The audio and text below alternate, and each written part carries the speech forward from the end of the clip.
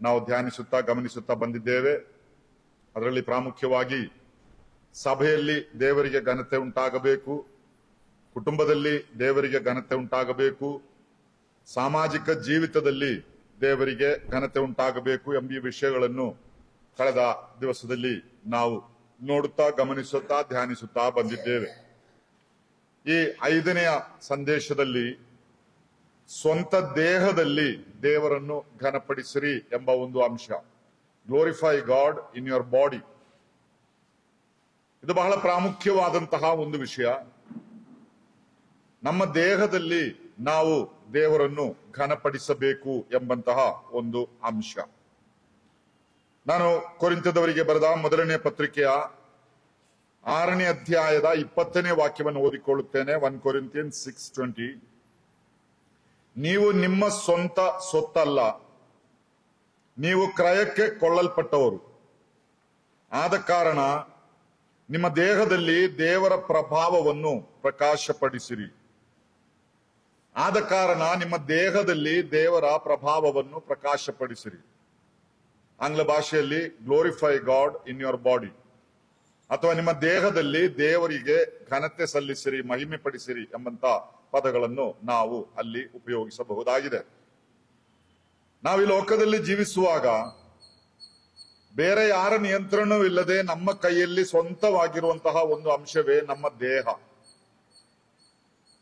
ಇದು ನನ್ನ ದೇಹ, ನನಗೆ ಏನು ಬೇಕಾದರೂ ನಾನು ಮಾಡಿಕೊಳ್ಳಬಹುದು ಎಂಬಂತಹ ಒಂದು ಭಾವನೆ, ಒಂದು ಭರವಸೆ ಸ್ವಾಭಾವಿಕವಾಗಿ ಒಬ್ಬ ಮನುಷ್ಯನಲ್ಲಿ ಹುಟ್ಟಿ ಬರುವಂತದ್ದುಂಟು.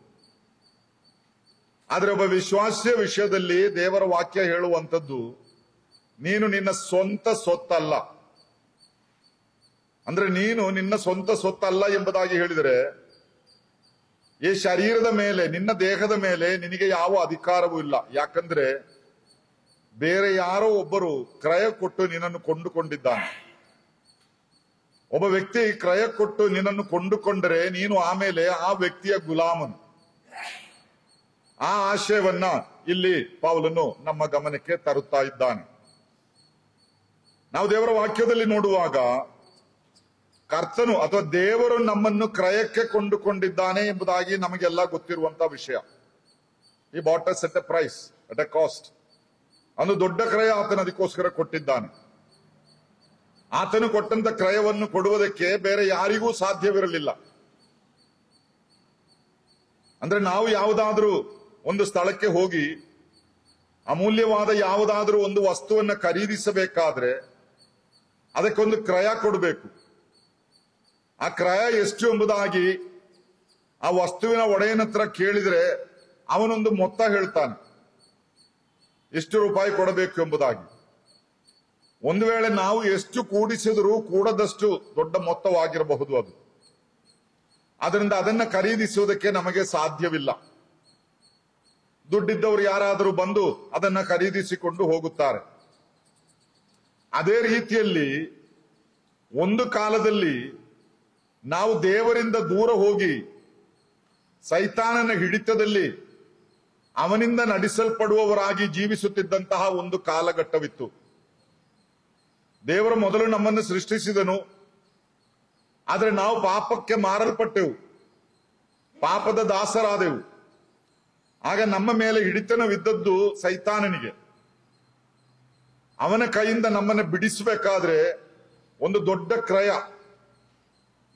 ಅದು ಸೈತಾನನು ಕೇಳಿದ ಕ್ರಯವಲ್ಲ. ಇಲ್ಲಿ ಸೈತಾನನಿಗೂ ದೇವರಿಗೂ ಮಧ್ಯೆ ಒಂದು ವ್ಯಾಪಾರ ಸಂಧಾನ ನಡೆಯಿತು ಎಂಬುದಾಗಿ ಯಾರು ನೆನೆಸಿಕೊಳ್ಬೇಡ್ರಿ.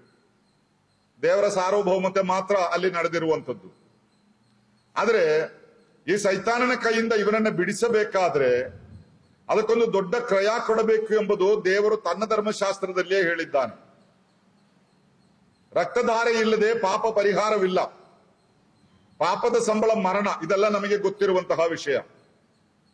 ಆದುದರಿಂದ ಆತನು ತನ್ನ ಮಗನ ರಕ್ತವನ್ನು ಸುರಿಸಿ ಒಂದು ಮಹಾದೊಡ್ಡ ಕ್ರಯವನ್ನು ಕೊಟ್ಟು ನಮ್ಮನ್ನ ಕೊಂಡುಕೊಂಡಿದ್ದಾನೆ. ಆದುದರಿಂದಲೇ ಪೌಲನು ಹೇಳುವಂಥದ್ದು, ಇನ್ನು ನೀವು ನಿಮ್ಮ ಸ್ವಂತ ಸೊತ್ತಲ್ಲ. ಅದರಿಂದ ನಾವು ಯಾರು ನಮ್ಮ ದೇಹದ ಮೇಲೆ ಸ್ವಯಂ ಅಧಿಕಾರ ಸ್ಥಾಪಿಸಲಿಕ್ಕೆ ಸಾಧ್ಯವಿರುವವರಲ್ಲ. ಯಾಕಂದ್ರೆ ನಾವು ಮಾರಲ್ಪಟ್ಟವರಾಗಿದ್ದೇವೆ. ನಮಗೊಬ್ಬ ಯಜಮಾನನಿದ್ದಾನೆ, ಆತನು ಹೇಳಿದ ಹಾಗೆ ನಾವು ಮಾಡಬೇಕು. ಅದರಿಂದ ಈ ಲೋಕದಲ್ಲಿ, ಈ ಭೂಮಿಯಲ್ಲಿ ಜೀವಿಸುವಾಗ ಈ ದೇಹದಿಂದ ಏನು ಮಾಡಿದರೂ ಅದು ಆ ಯಜಮಾನನ ಘನತೆಗಾಗಿಯೇ ನಾವು ಮಾಡಬೇಕು. ನಿನ್ನೆ ದಿವಸ ನಾವು ಧ್ಯಾನಿಸುತ್ತಾ ಬಂದೆವು, ಉಂಡರೂ ಕುಡಿದರೂ ಅದೆಲ್ಲ ದೇವರ ಘನತೆಗಾಗಿ ನಾವು ಮಾಡಬೇಕು. ಒಬ್ಬ ವ್ಯಕ್ತಿ ಒಬ್ಬ ಗುಲಾಮನನ್ನು ದುಡ್ಡು ಕೊಟ್ಟು ಖರೀದಿಸಿಕೊಂಡರೆ ಆ ವ್ಯಕ್ತಿಗೆ ಆ ಗುಲಾಮನ ಮೇಲೆ ಪೂರ್ಣ ಸ್ವಾತಂತ್ರ್ಯವಿದೆ. ಒಂದು ವೇಳೆ ಆ ವ್ಯಕ್ತಿ ಈ ಗುಲಾಮನಿಗೆ ಕೆಲಸದ ಸಮಯವನ್ನು ನಿಗದಿಪಡಿಸುತ್ತಾನೆ, ಬೆಳಿಗ್ಗೆ 6 ಗಂಟೆಯಿಂದ ರಾತ್ರಿ 10 ಗಂಟೆಯವರೆಗೆ ಎಂಬುದಾಗಿ ನಿಗದಿಪಡಿಸಿದರೆ, ತುಂಬಾ ದೀರ್ಘವಾದ ಕಾಲಾವಧಿ. ಹಳೆ ಕಾಲದಲ್ಲಿ ಎಲ್ಲ ಈ ಗುಲಾಮರ ಗತಿ ಹಾಗೆ ಇತ್ತು. ಈಗಲ್ಲೂ ನಮ್ಮ ಸರ್ಕಾರ ಕಾನೂನೆಲ್ಲ ತಂದು 8 ತಾಸು ಅದಕ್ಕಿಂತ ಹೆಚ್ಚು ಕೆಲಸ ಮಾಡಿದ್ರೆ ಹೆಚ್ಚು ಸಂಬಳ ಕೊಡಬೇಕು ಎಂಬಂತ ಕಾನೂನೆಲ್ಲ ತಂದಿರುವಂತದ್ದು. ಮೊದಲು ಹಾಗೆ ಅಲ್ಲ. ಸೊ ಮುಂಜಾನೆಯಿಂದ ರಾತ್ರಿಯವರೆಗೆ ಅವರು ಕೆಲಸ ಮಾಡಬೇಕು. ಸೊ ಉದಾಹರಣೆಗೆ ಒಬ್ಬ ಗುಲಾಮನಿಗೆ ಬೆಳಿಗ್ಗೆ 6 ಗಂಟೆಯಿಂದ ರಾತ್ರಿ 10 ಗಂಟೆವರೆಗೆ ಯಜಮಾನನ ಕೆಲಸವನ್ನು ಮಾಡುತ್ತಿರಬೇಕು ಎಂಬುದಾಗಿ ವಿಧಿಸಿದರೆ, ಈ 6 ಗಂಟೆಯಿಂದ 10 ಗಂಟೆವರೆಗೂ ಯಜಮಾನನ ಕೆಲಸವನ್ನೇ ಮಾಡಬೇಕು. ಬೇರೆ ಯಾವುದನ್ನು ತನ್ನ ಸ್ವಂತಕ್ಕೋಸ್ಕರ ಮಾಡಲಿಕ್ಕೆ ಅವನಿಗೆ ಅಲ್ಲಿ ಅವಕಾಶವಿಲ್ಲ. ಇನ್ನು 10 ಗಂಟೆಗೆ ಅವನ ಕೆಲಸ ಮುಗಿಯಿತು, ಡ್ಯೂಟಿ ಮುಗಿಯಿತು. ಮತ್ತೆ ಬೆಳಿಗ್ಗೆ 6 ಗಂಟೆಗೆ ಮತ್ತೆ ಪುನಃ ಡ್ಯೂಟಿಗೆ ಹೋಗಬೇಕು ಅವನು. ಈ ರಾತ್ರಿ 10 ಗಂಟೆಯಿಂದ ಬೆಳಿಗ್ಗೆ 6 ಗಂಟೆವರೆಗೆ ಈ ಕೆಲಸದವನು ನೆನೆಸುತ್ತಾನೆ, ಗುಲಾಮನು ನೆನೆಸುತ್ತಾನೆ, ಇದು ನನ್ನ ಸಮಯ. ದನಿಯವರ ಸಮಯ 10 ಗಂಟೆಗೆ ಮುಗಿಯಿತು, ಇನ್ನು ಬೆಳಿಗ್ಗೆ 6 ಗಂಟೆಗೆ ಡ್ಯೂಟಿಗೆ ಹೋದ್ರೆ ಸಾಕು. ಈಗ 10 ಗಂಟೆಯಿಂದ ಬೆಳಿಗ್ಗೆ 6 ಗಂಟೆವರೆಗೆ ನಾನು ಸ್ವತಂತ್ರ, ಏನು ಬೇಕಾದರೂ ಮಾಡಬಹುದು. ಆಗ ಈ ಗುಲಾಮನ ಏನು ಮಾಡುತ್ತಾನೆ, ಅವನ ಕೋಣೆಯೊಳಗೆ ಹೋಗಿ ಅವನು ಟಿವಿಯನ್ನು ಇಟ್ಟುಕೊಂಡು ರಾತ್ರಿ ಟಿವಿಯನ್ನು ನೋಡ್ಕೊಂಡು ನಿದ್ರೆ ಮಾಡದೆ ಕೂತ್ಕೊಂಡಿರ್ತಾನೆ. ಒಂದು ಸ್ವಲ್ಪ ಹೊತ್ತಾಗ ದಣಿ ಬರ್ತಾನೆ, ಲೈಟ್ ಆಫ್ ಮಾಡ್ಕೊಂಡು ಮಲಗೋ ಅಂತಾನೆ. ಅವಾಗ ಇವನು ಕೇಳಬಹುದು, ನಿಮ್ಮ ಕೆಲಸ ಬೆಳಿಗ್ಗೆ 6ರಿಂದ 10ರವರೆಗೆ ನಾನು ಮಾಡಿದ್ದೇನೆ, ಇದು ನನ್ನ ಸಮಯ, ಬೆಳಿಗ್ಗೆ 6 ಗಂಟೆ ನಿಮ್ಮ ಕೆಲಸಕ್ಕೆ ಬರ್ತೇನೆ, ಇದಕ್ಕೆ ಕೈ ಹಾಕಬೇಡ್ರಿ ಎಂಬುದಾಗಿ ಹೇಳಿದ್ರೆ ಆ ದಣಿ ಒಪ್ಪೋದಿಲ್ಲ. ಲೈಟ್ ಆಫ್ ಮಾಡ್ಕೊಂಡು ಮಲಕೋ ಅಂತಾರೆ. ಇಲ್ಲೂ ಟೈಮ್ ಟೇಬಲ್ ಅಲ್ಲಿ ನೋಡಿದ್ರೆ 10 ಗಂಟೆಗೆ ಲೈಟ್ ಆಫ್ ಎಂಬುದಾಗಿ ಬರೆದಿದ್ರು. ಆಫ್ ಆಗ್ತಾ ಇಲ್ಲ, ಆದ್ರೂ ಬರೆದಿದ್ದಾರೆ. ಅಲ್ಲಿ ದಣಿಗಳು ತುಂಬಾ ಸ್ಟ್ರಿಕ್ಟ್ ಆಗಿದ್ದಾರೆ. ಆಗ ದಣಿ ಹುಡುಗ ಕೊಡುವಂತ ಉತ್ತರ, ನೀನು ರಾತ್ರಿ ಸುಗಮವಾಗಿ ನಿದ್ರೆ ಮಾಡುವುದು ನನ್ನ ಘನತೆಗಾಗಿ. ಯಾಕಂದ್ರೆ ನಿನಗೆ ವಿಶ್ರಾಂತಿ ನಿದ್ರೆ ದೊರಕದಿದ್ರೆ ನಾಳೆ ನನ್ನ ಕೆಲಸಕ್ಕೆ ಭಗ್ನ ಉಂಟಾಗ್ತದೆ. ನಾನು ಹೇಳಿ ಸರಿಯಾ? ಹಾಗಾದ್ರೆ ಈ ಗುಲಾಮನು ರಾತ್ರಿ ಮಲ್ಕೊಂಡು ನಿದ್ರೆ ಮಾಡುದು ಯಾರಿಗೆ ಬೇಕಾಗಿ? ತನಿಗೆ ಬೇಕಾಗಿ ಅಲ್ಲ, ಯಜಮಾನನಿಗೆ ಬೇಕಾಗಿ. ಅದರಿಂದ ಉಂಡರೂ ಕುಡಿದರೂ ಎಲ್ಲವೂ ಆತನ ಘನತೆಗಾಗಿ ಮಾಡಬೇಕೆಂಬುದಾಗಿ ಹೇಳಿದರೆ ನಮಗೆ ಫ್ರೀ ಟೈಮ್ ಇಲ್ಲ. ನಾವು ಕೂಟಕ್ಕೆ ಹೋಗ್ತೇವೆ, ಕ್ಯಾಂಪಿಗೆ ಹೋಗ್ತೇವೆ, ಚರ್ಚ್ಗೆ ಹೋಗುತ್ತೇವೆ, ಸೇವೆಗೆ ಹೋಗ್ತೇವೆ. ಇದನ್ನೆಲ್ಲ ಮಾಡಿದ ಮೇಲೆ ಸ್ವಲ್ಪ ರಿಲ್ಯಾಕ್ಸ್ ಮಾಡೋಣ ಎಂಬುದಾಗಿ ಹೇಳಿದರೆ ರಿಲ್ಯಾಕ್ಸ್ ಮಾಡಿ, ಆದ್ರೆ ಅದು ಆತನಿಗೋಸ್ಕರ. ಅದರಿಂದ ಈ ನಮ್ಮ ದೇಹ ಎಂಬಂಥದ್ದು ಇನ್ನು ನಮ್ಮ ಸ್ವಂತ ಸ್ವತ್ತಲ್ಲ, ನಮ್ಮ ಸ್ವಾರ್ಥಕ್ಕೋಸ್ಕರ ಇದನ್ನ ಯಾವ ಕಾರಣದಿಂದಲೂ ಉಪಯೋಗಿಸಲಿಕ್ಕೆ ಸಾಧ್ಯವಿಲ್ಲ. ನಾವು ಕುಟುಂಬವಾಗಿ ಪಿಕ್ನಿಕ್ಗೆ ಹೋಗಬಹುದು, ಪಾರ್ಕಿಗೆ ಹೋಗಬಹುದು, ಇನ್ನು ಪ್ರಯಾಣ ಹೋಗಬಹುದು, ಪ್ರವಾಸ ಹೋಗಬಹುದು. ಅದೆಲ್ಲ ಮಾನಸಿಕವಾಗಿ ನಮ್ಮನ್ನ ಬಲಗೊಳಿಸಿ ಒಂದು ಉತ್ತಮ ಸೇವೆಗೋಸ್ಕರ ಸಜ್ಜುಗೊಳಿಸುವುದಕ್ಕಾಗಿ ಆಗಿರ್ಬೇಕು. ಅಲ್ಲದೆ ಮೋಜು ಮಜಾ ಮಾಡುವುದಕ್ಕೋಸ್ಕರ ನಮಗೆ ಆಸ್ಪದವಿಲ್ಲ. ದೇವರ ವಾಕ್ಯ ಅದಕ್ಕೆ ಆಸ್ಪದ ಕೊಡುವುದಿಲ್ಲ. ಆದುದರಿಂದಲೇ ವಾಕ್ಯ ಹೇಳುವಂಥದ್ದು, ನಿಮ್ಮ ದೇಹದಲ್ಲಿ ದೇವರ ಪ್ರಭಾವವನ್ನು ನೀವು ಪ್ರಕಾಶಪಡಿಸಿರಿ ಎಂಬುದಾಗಿ. ಆದ್ದರಿಂದ ಯಾವ ಕಾರಣದಿಂದಲೂ ಒಬ್ಬ ವಿಶ್ವಾಸಿಗೆ ತನ್ನ ದೇಹವನ್ನು ತನಗೆ ಇಷ್ಟ ಬಂದ ರೀತಿಯಲ್ಲಿ ನಡೆಸಿಕೊಳ್ಳುವುದಕ್ಕೆ ಸ್ವಾತಂತ್ರ್ಯವಿಲ್ಲ.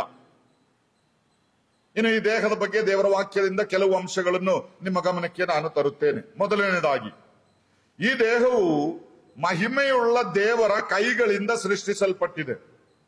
This body is created by the glorious hands of a glorious god.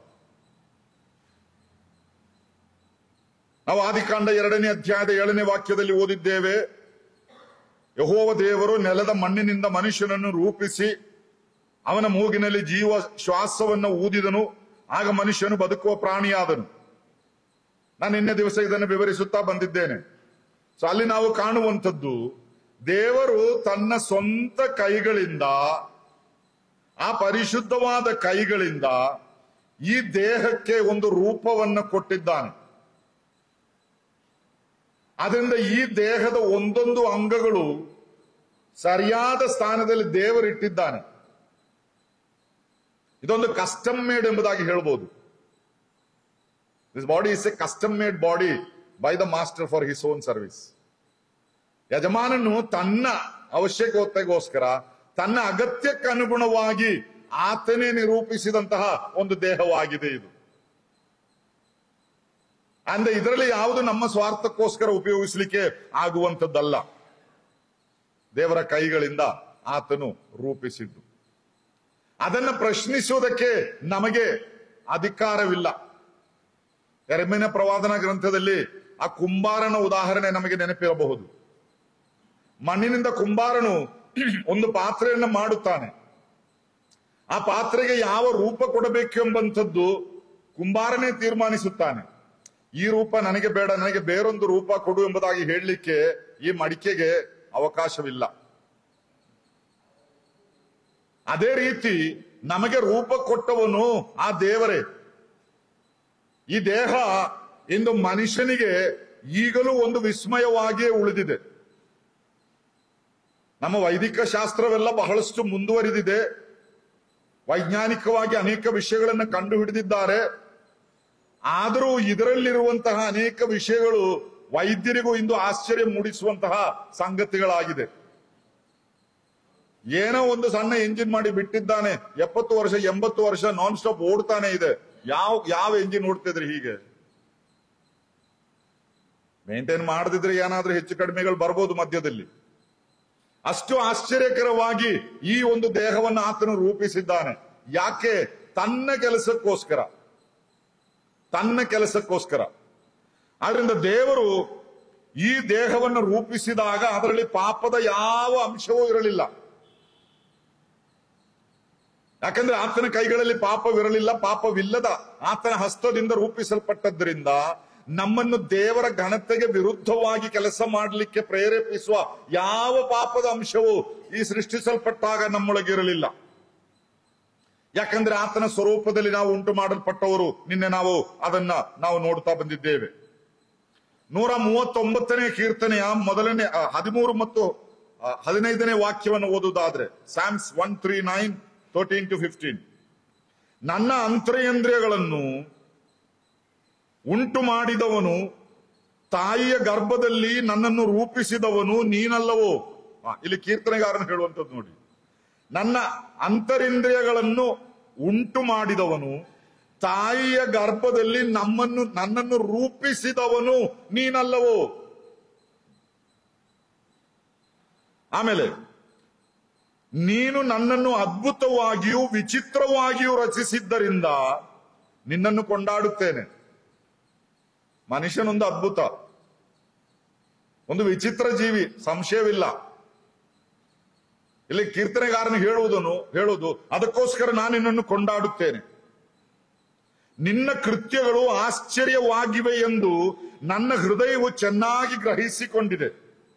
ನಾನು ಗುಪ್ತ ಸ್ಥಳದಲ್ಲಿ ಏರ್ಪಡುತ್ತಾ ಭೂಗರ್ಭದಲ್ಲಿ ರಚಿಸಲ್ಪಡುತ್ತಾ ಇದ್ದಾಗ ನನ್ನ ಅಸ್ಥಿಪಂಜರವು ನಿನಗೆ ಮರೆಯಾಗಿದ್ದಿಲ್ಲ. ಆತನು ಅದನ್ನು ಮೊದಲೇ ನೋಡಿದನು. ಆದ್ರೆ ಇಲ್ಲಿ ನಾವು ವ್ಯಕ್ತವಾಗಿ ಕಾಣುವಂಥದ್ದು, ನಮಗೆ ಈ ರೂಪ ಕೊಟ್ಟದ್ದೇ ಆತನ ಕೈಗಳು. ಅದರಲ್ಲಿ ಯಾವ ತಪ್ಪು ಬರಲಿಲ್ಲ. ಆದ್ದರಿಂದ ಈ ದೇಹವನ್ನು ಆತನ ಘನತೆಗಾಗಿ ನಾವು ಮಾಡಬೇಕು. ಬಹಳ ಪರ್ಸನಲ್ ಅಥವಾ ವೈಯಕ್ತಿಕವಾದ ಕಾಳಜಿಯಿಂದ ಮಾಡಲ್ಪಟ್ಟ ಒಂದು ದೇಹ. ನಾವು ಹೋಟೆಲ್ಗೆ ಹೋಗಿ ಬ್ರೇಕ್ಫಾಸ್ಟ್ ಮಾಡುವುದಾದ್ರೆ ಅಲ್ಲಿ ನಾವು ಹೋಗಿ ಕೂತ್ಕೊಳ್ತೇವೆ. ಏನು ಬೇಕು? ಚಪಾತಿ ಬೇಕು ಎಂಬುದಾಗಿ ಹೇಳ್ತೇವೆ. ಅವನು ಅಡಿಗೆ ಅಡಿಗೆಯಲ್ಲಿರುವವರಿಗೆ ಚಪಾತಿ ಅಂತ ಹೇಳ್ತಾರೆ. ಅವರು ಅಲ್ಲಿ ಚಪಾತಿ ಮಾಡಿ ತಂದು ಕೊಡ್ತಾರೆ. ಅವನು ಚಪಾತಿ ಮಾಡುವ ಏನೆಲ್ಲ ಮಾಡ್ತಾ ಇದ್ದಾನಂತೆ ನಮಗೆ ಗೊತ್ತಾ? ಇಲ್ಲ. ಅದನ್ನ ಅವನು ಮಿಕ್ಸ್ ಮಾಡ್ತಾ ಇದ್ದಾನೆ. ಇದರ ಮಧ್ಯದಲ್ಲಿ ಸ್ವಲ್ಪ ಕೆಳಗೆ ಬಿದ್ದರು ಅದನ್ನು ಹಿಡ್ಕೊಂಡು ಅದನ್ನು ಒರೆಸ್ಕೊಂಡು ಮತ್ತು ಮಾಡ್ತಾನೆ. ನಮಗೆ ಒಳ್ಳೆ ಡೆಕೋರೇಟ್ ಮಾಡಿ ನಮ್ಮ ಮುಂದೆ ತಂದಿಟ್ಟಾಗ ನಾವು ಅದನ್ನ ತಿಂತೇವೆ. ಚೆನ್ನಾಗಿದೆ, ಒಳ್ಳೆ ರುಚಿಯಾಗಿದೆ ಎಂಬುದಾಗಿ. ಇನ್ನು ಮನೆಯಲ್ಲಿ ಅಮ್ಮ ನಮಗೋಸ್ಕರ ಅಡಿಗೆ ಮಾಡ್ಬೇಕಾದ್ರೆ ಚಪಾತಿ ಮಾಡ್ತಾಳೆ. ಅಮ್ಮ ಇದನ್ನ ಮಾಡುವಾಗ ಅವನು ಮಾಡಿದ ಹಾಗೆ ಎಲ್ಲ ಹಿಟ್ಟೆಲ್ಲ ಬೆರೆಸೋದು. ಆದ್ರೆ ಅದರಲ್ಲಿ ಒಂದು ಕಾಳಜಿ ಇದೆ. ಇದು ನನಗೋಸ್ಕರ, ನನ್ನ ಮಕ್ಕಳಿಗೋಸ್ಕರ, ನನ್ನ ಕುಟುಂಬಕ್ಕೋಸ್ಕರ. ಅದ್ರ ಒಂದು ಸ್ವಲ್ಪ ಕೆಳಗೆ ಬಿದ್ರೆ ಆಮೇಲೆ ಅದನ್ನ ಹೆಕ್ಕೋದಿಲ್ಲ, ಅಂತ ತೆಗೆದು ಬಿಸಾಡ್ತಾರ ಆಕೆ. ಯಾಕೆಂದ್ರೆ ಇದು ನನ್ನ ಮಕ್ಕಳಿಗೋಸ್ಕರ, ನನ್ನ ಕುಟುಂಬಕ್ಕೋಸ್ಕರ. ಹೋಟೆಲ್ನವನಿಗೆ ಆ ಕಾಳಜಿ ಇಲ್ಲ. ಇಲ್ಲಿ ದೇವರು ಈ ದೇಹವನ್ನ ಸೃಷ್ಟಿಸಿದಾಗ ಆತನಲ್ಲಿ ಒಂದು ಕಾಳಜಿ ಇದೆ, ಇದು ನನಗೋಸ್ಕರ. ಅದರಿಂದ ಅದರಲ್ಲಿ ಯಾವ ಕುಂದುಕೊರತೆಯೂ ಉಂಟಾಗಲಿಲ್ಲ. ತನಗೆ ಹೇಗೆ ಬೇಕೋ, ಎಷ್ಟು ಪರಿಶುದ್ಧತೆ ಬೇಕೋ ಎಂಬುದು ಆತನು ಅದನ್ನ ವಿವರಿಸಿದ್ದಾನೆ. ಇತ್ತೀಚೆಗೆ ಯಾರೋ ನಂತರ ಹೇಳಿದ್ರು, ಅಂಕಲ್ ಇನ್ನು KFC ತಿನ್ಬೇಡಿ ಎಂಬುದಾಗಿ. ನಾನು ಹೇಳಿದ್ರೆ ಏನಾಗ್ತದೆ, ಅದರಲ್ಲಿ ಹುಳ ಇತ್ತಂತೆ, ಇವತ್ತೇನು ಪೇಪರ್ ಅಲ್ಲಿ ಬಂದಿತ್ತಂತೆ. ನಮ್ಮನೆ ಅಮ್ಮ ನಮ್ಗೆ ಅಂಥದ್ದು ಮಾಡಿಕೊಡೋದಿಲ್ಲಲ್ವಾ, ಒಂದು ಸಣ್ಣ ಹುಳ ನೋಡಿದ್ರೆ ತೆಗೆದು ಬಿಸಾಡ್ತಾರೆ. ಈ ದೇವರು ನಮ್ಮನ್ನು ಉಂಟು ಮಾಡಿದಾಗ ತನಗೋಸ್ಕರ, ತನ್ನ ಉಪಯೋಗಕ್ಕೋಸ್ಕರ ಉಂಟು ಮಾಡಿದ್ದಾನೆ. ಆದುದರಿಂದ ಅಷ್ಟು ಕಾಳಜಿಯಿಂದ ಅದರಲ್ಲಿ ಯಾವ ಹೆಚ್ಚು ಕಡಿಮೆ ಇಲ್ಲ ಎಂಬುದನ್ನ ನಾವು ಕಾಣಬಹುದಾಗಿದೆ. ಇನ್ನು ಎರಡನೇದಾಗಿ ನಾವಲ್ಲಿ ಕಾಣುವಂಥದ್ದು, ಈ ದೇಹವು ಪಾಪದ ನಿಮಿತ್ತ ದೇವರ ಮಹಿಮೆಯನ್ನು ಕಳಕೊಂಡಿತು. ರೋಮಾಪುರದವರಿಗೆ ಬರೆದ ಪತ್ರಿಕೆ 3ನೇ ಅಧ್ಯಾಯದ 23ನೇ ವಾಕ್ಯ, ಎಲ್ಲರೂ ಪಾಪ ಮಾಡಿ ದೇವರ ಮಹಿಮೆಯನ್ನು ಹೊಂದದೆ ಹೋಗಿದ್ದಾರೆ. All have sin and fallen short of the glory of god. ಎಲ್ಲರೂ ಪಾಪ ಮಾಡಿ ದೇವರ ಮಹಿಮೆಯನ್ನು ಹೊಂದದೆ ಹೋಗಿದ್ದಾರೆ. ಹಾಗಾದ್ರೆ ಈ ದೇವರ ಮಹಿಮೆ ಇವನಲ್ಲಿ ಮೊದಲಿತ್ತು, ಪಾಪದಿಂದ ಇವನದನ್ನು ನಷ್ಟಪಡಿಸಿಕೊಂಡಿದ್ದಾನೆ. ಅದರಿಂದ ಇಂದು ನಮ್ಮ ಈ ದೇಹ ಮಹಿಮೆ ಕಳಕೊಂಡ ಒಂದು ಸ್ಥಿತಿಯಲ್ಲಿದ್ದರೆ ಅದಕ್ಕೆ ಕಾರಣ ಪಾಪ. ಆ ಪಾಪವೇ ನಮ್ಮನ್ನು ದೇವರನ್ನ ಘನಪಡಿಸುವುದಕ್ಕೆ ಅಡ್ಡಿಯಾಗಿ ನಿಲ್ಲುವಂಥದ್ದು. ಸೈತಾನನು ಅವನ ತಂತ್ರದ ಮೂಲಕವಾಗಿ ನಮ್ಮನ್ನು ಪಾಪಕ್ಕೆ ಸಿಲುಕಿಸಿದನು ಎಂಬಂಥದ್ದು ನಮಗೆಲ್ಲ ಗೊತ್ತಿರುವಂತಹ ವಿಷಯ. ಹೀಗೆ ಪಾಪದ ನಿಮಿತ್ತವಾಗಿ ಮನುಷ್ಯನು ದೈವಿಕವಾದ ಮಹಿಮೆಯನ್ನ ಅವನು ಕಳಕೊಂಡನು. ಅದೇ ರೋಮಾಪುರದವರಿಗೆ ಬರೆದ ಪತ್ರಿಕೆ 5ನೇ ಅಧ್ಯಾಯದ 12ನೇ ವಾಕ್ಯದಲ್ಲಿ ನಾವು ಓದುವಂಥದ್ದು, ಒಬ್ಬ ಮನುಷ್ಯನಿಂದಲೇ ಪಾಪವು, ಪಾಪದಿಂದ ಮರಣವು ಲೋಕದೊಳಗೆ ಸೇರಿಕೊಂಡವು. ಒಬ್ಬ ಮನುಷ್ಯನಿಂದ ಪಾಪವು, ಪಾಪದಿಂದ ಮರಣವು ಲೋಕದೊಳಗೆ ಸೇರಿಕೊಂಡವು. ಆ ಒಬ್ಬ ಮನುಷ್ಯನೆಂಬ ಆದಮನು ಮಾಡಿದ ಪಾಪದಿಂದ ಇಂದು ಪಾಪವು ಲೋಕದೊಳಗೆ ಸೇರಿಕೊಂಡಿದೆ. ನಾವೆಲ್ಲರೂ ಆ ಮಹಿಮೆಯನ್ನು ಕಳಕೊಂಡವರಾಗಿದ್ದೇವೆ. ಆದರೆ ವಿಶ್ವಾಸಿಗಳಾದ ನಮ್ಮ ವಿಷಯವಾಗಿ ಕರ್ತನು ಹೇಳುವಂಥದ್ದು, ನೀವು ನಿಮ್ಮ ದೇಹವನ್ನು ನನ್ನ ಘನತೆಗೋಸ್ಕರ ಉಪಯೋಗಿಸಬೇಕು. ಹಾಗಾದ್ರೆ ನಾವು ಈ ದೇಹದಿಂದ ಯಾವ ಕಾರ್ಯಗಳನ್ನ ಮಾಡಬೇಕು ಎಂಬಂಥದ್ದು ದೇವರ ವಾಕ್ಯ ಹೇಳುವಂಥದ್ದಾಗಿದೆ. ನಮಗೆ ಇಷ್ಟ ಬಂದ ವಿಷಯಗಳಲ್ಲ. ಈ ದೇಹದಿಂದ ನಮಗೆ ಇಷ್ಟ ಬಂದ ವಿಷಯಗಳನ್ನಲ್ಲ ನಾವು ಮಾಡಬೇಕಾದದ್ದು. ನಾವು ಏನು ಮಾಡಬೇಕು ಎಂಬುದನ್ನು ದೇವರು ಮೊದಲೇ ನೇಮಿಸಿದ್ದಾನೆ. ನಾನು ಒಂದು ವಾಕ್ಯದಲ್ಲಿ ಓದುತ್ತೇನೆ, ಎಫೆಸ 2:10. ಅದು 3ನೇ ವಿಷಯ. ಈ ದೇಹವು ದೇವರು ಮೊದಲೇ ನೇಮಿಸಿದ ಸತ್ಕಾರ್ಯಗಳನ್ನು ಮಾಡುವುದಕ್ಕಾಗಿ ಸೃಷ್ಟಿಸಲ್ಪಟ್ಟಿದೆ. This body has been created to do the good works that God has appointed beforehand. Ephesians 2:10. ಹಾಗಾದ್ರೆ ನಾವು ಈ ದೇಹದಲ್ಲಿದ್ದುಕೊಂಡು ಏನು ಮಾಡಬೇಕು ಎಂಬುದನ್ನು ದೇವರು ಮೊದಲೇ ನಿಶ್ಚಯಿಸಿಕೊಂಡಿದ್ದಾನೆ. ನಾವು ತಲೆ ಕೆಡಿಸ್ಕೊಳ್ಬೇಕಾಗಿಲ್ಲ. ಏನ್ ಮಾಡಬೇಕು, ಯಾವ ಕೆಲಸ ಮಾಡಬೇಕು, ಯಾವ ಸೇವೆ ಮಾಡಬೇಕು, ನಾವು ತಲೆ ಕೆಡಿಸ್ಕೊಳ್ಬೇಕಾಗಿಲ್ಲ. ಸುಮ್ಮನೆ ಕೆಲವರು ತಲೆ ಕೆಡಿಸ್ಕೊಂಡು ತುಂಬಾ ಪ್ಲಾನಿಂಗ್ ಎಲ್ಲ ಮಾಡ್ತಾರೆ. ಪ್ಲಾನಿಂಗ್ ಎಲ್ಲ ಒಳ್ಳೇದು, ಆದ್ರೆ ಏನ್ ಮಾಡ್ಲಿ, ಆ ಕಡೆ ಹೋಗಲ್ಲ, ಅಲ್ಲಿ ಸೇವೆಗೆ ಹೋಗಲ್ಲ, ಇಲ್ಲಿ ಸೇವೆಗೆ ಹೋಗಲ್ಲ, ಅಥವಾ ಆ ಸೇವೆ ಮಾಡ್ಲಾ, ಈ ಸೇವೆ ಮಾಡ್ಲಾ, ಅಥವಾ ಉದ್ಯೋಗಕ್ಕೆ ಹೋಗಲ್ಲ.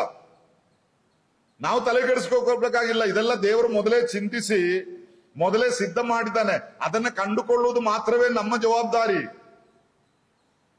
ಆತನು ಮೊದಲೇ ನಮಗೋಸ್ಕರ ಇದನ್ನು ಸಿದ್ಧ ಮಾಡಿದ್ದಾನೆ. ಎಫೆಸ 2:10 ನಾವು ಓದುವಂಥದ್ದು, ಆತನ ನಿರ್ಮಾಣ ಸತ್ಕಾರ್ಯಗಳನ್ನು ಮಾಡುವುದಕ್ಕಾಗಿಯೇ ಕ್ರಿಸ್ತ ಯೇಸುವಿನಲ್ಲಿ ಸೃಷ್ಟಿಸಲ್ಪಟ್ಟೆವು.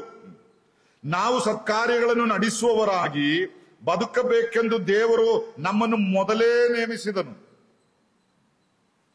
ಅದರ ಆಂಗ್ಲ ಭಾಷೆಯಲ್ಲಿ, you are created to do the good works which God has prepared before hand.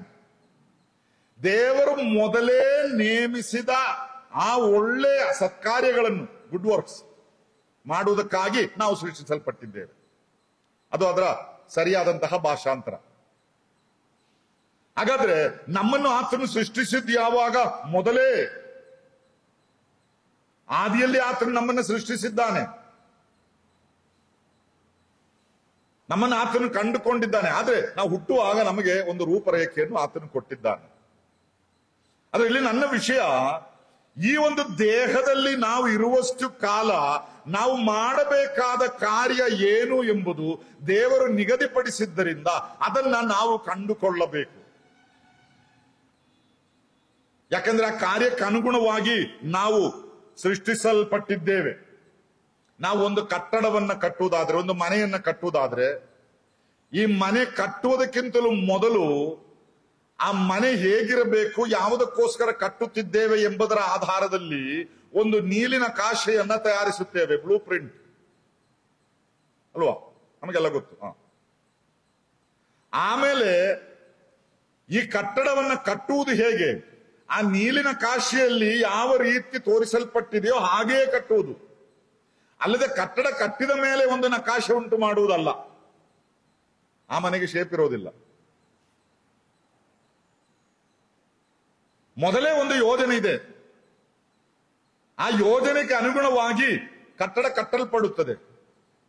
ಅದೇ ರೀತಿಯಲ್ಲಿ ಈ ದೇವರು ನಮ್ಮನ್ನ ಸೃಷ್ಟಿಸುವಾಗ ನಾವು ಯಾವುದಕ್ಕೋಸ್ಕರ ಉಪಯೋಗಿಸಲ್ಪಡಬೇಕು ಎಂಬುದು ಆತನ ಚಿತ್ತಕ್ಕನುಗುಣವಾಗಿ ಮೊದಲೇ ಕಂಡುಕೊಂಡು ಒಂದು ನೀಲಿನ ಕಾಶೆಯನ್ನ ಆತನು ಸಿದ್ಧ ಮಾಡಿದ್ದಾನೆ.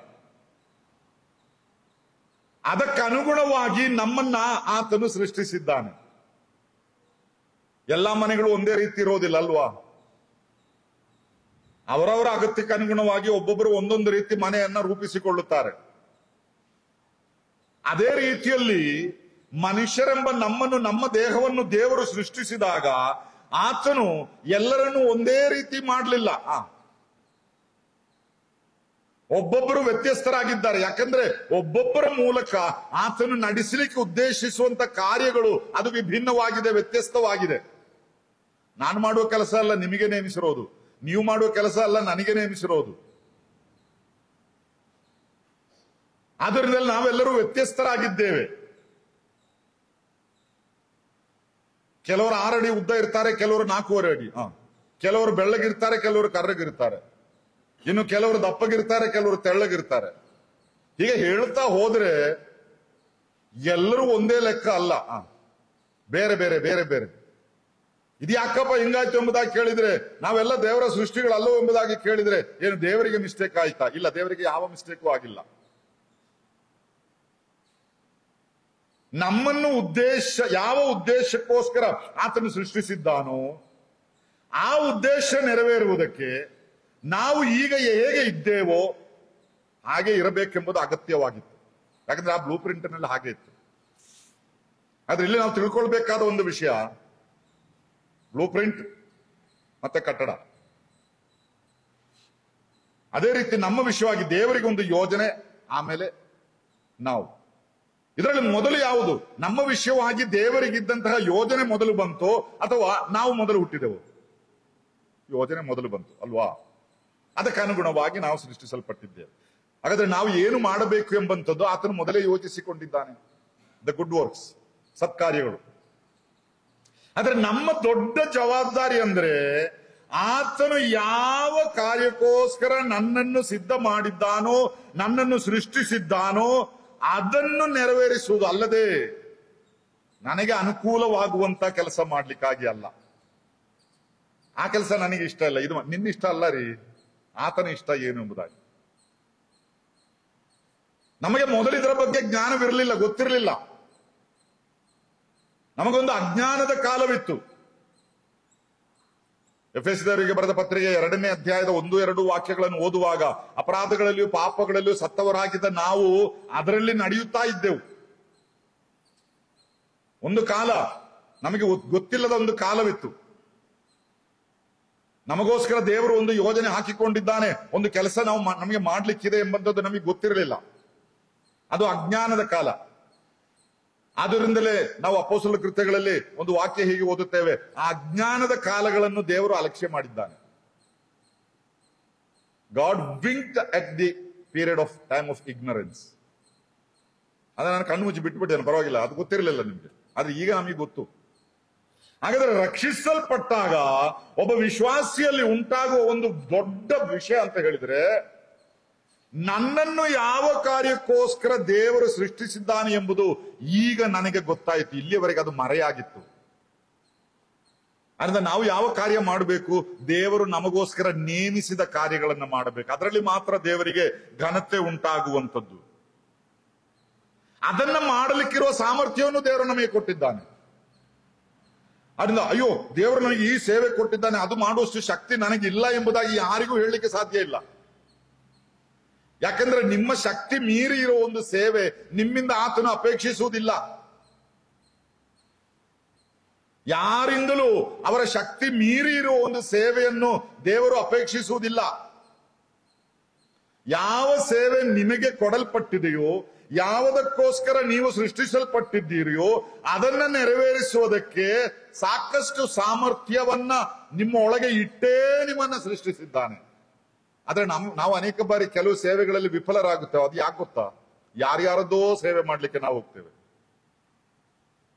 ನಮಗೆ ನೇಮಕವಾದದ್ದು ಏನು ಎಂಬುದಾಗಿ ಚಿಂತಿಸದೆ ಬೇರೆ ಯಾರಿಗೋ ಕೊಟ್ಟ ಸೇವೆಯನ್ನ ಮಾಡ್ಲಿಕ್ಕೆ ನಾವು ಹೋಗ್ತೇವೆ. ಯಾರನ್ನೋ ಇಮಿಟೇಟ್ ಮಾಡ್ಲಿಕ್ಕೆ, ಯಾರನ್ನೋ ಅನುಕರಣೆ ಮಾಡ್ಲಿಕ್ಕೆ ನಾವು ಹೋಗ್ತಾ ಇದ್ದೇವೆ. ಯಾರೋ ಒಬ್ರು ಚೆನ್ನಾಗಿ ಪ್ರಸಂಗ ಮಾಡ್ತಾ ಇದ್ದಾರೆ, ಅವ್ರ ಹಾಗೆ ನನಗೂ ಪ್ರಸಂಗ ಮಾಡ್ಬೇಕು.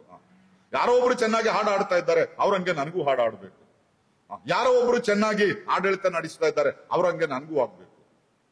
ಯಾಕೆ ಬೇರೊಬ್ಬರಂಗಾಗಬೇಕ್ರಿ ನೀವು? You are what you are. ನೀನು ಯಾರಾಗಿದೆಯೋ ಅವನೇ. ನಿನಗೆ ಮತ್ತೊಬ್ಬನಾಗ್ಲಿಕ್ಕೆ ಸಾಧ್ಯವಿಲ್ಲ.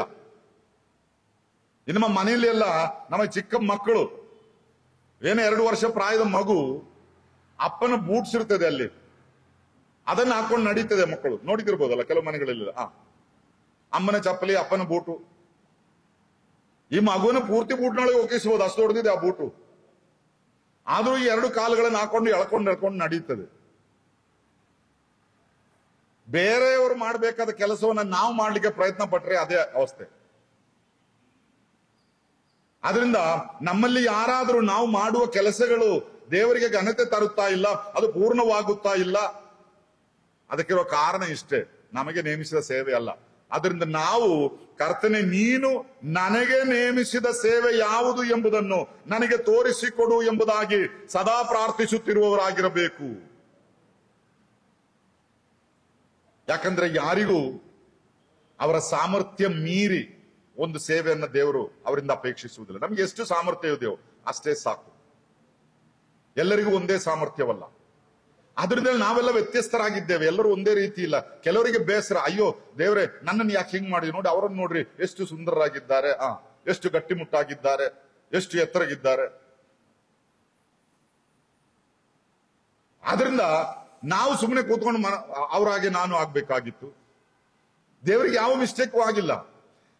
ನಾನು ಸಾಧಾರಣವಾಗಿ ಹೇಳುವಂತ ಒಂದು ಉದಾಹರಣೆ, ನನ್ನನ್ನು 6 ಅಡಿ ಉದ್ದ ಯಾಕೆ ದೇವರು ಮಾಡಿದ್ದಾನೆ ಎಂಬುದಾಗಿ ಕೇಳಿದ್ರೆ, ನನಗೆ ದೇವರು ನೇಮಿಸಿದ ಕೆಲಸವನ್ನ ಮಾಡಬೇಕಾದ್ರೆ ಕಡಿಮೆ ಪಕ್ಷ 6 ಅಡಿ ಹೈಟ್ ಬೇಕು.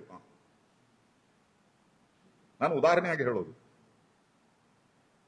ಇನ್ನೊಬ್ಬರನ್ನ ಯಾಕೆ 4 ಅಡಿ ಎತ್ತರದಲ್ಲಿ ಮಾಡಿದ್ದಾರೆ ಎಂಬುದಾಗಿ ಕೇಳಿದರೆ, ಅವರಿಗೆ ನೇಮಿಸಿದ ಕೆಲಸ 4 ಅಡಿಯವರೆಗೆ ಮಾತ್ರವೇ ಮಾಡಬಹುದು. 6 ಅಡಿಯವನು ಹೋದ್ರೆ ತಲೆಗೆ ಏಟು ಬೀಳ್ತದೆ.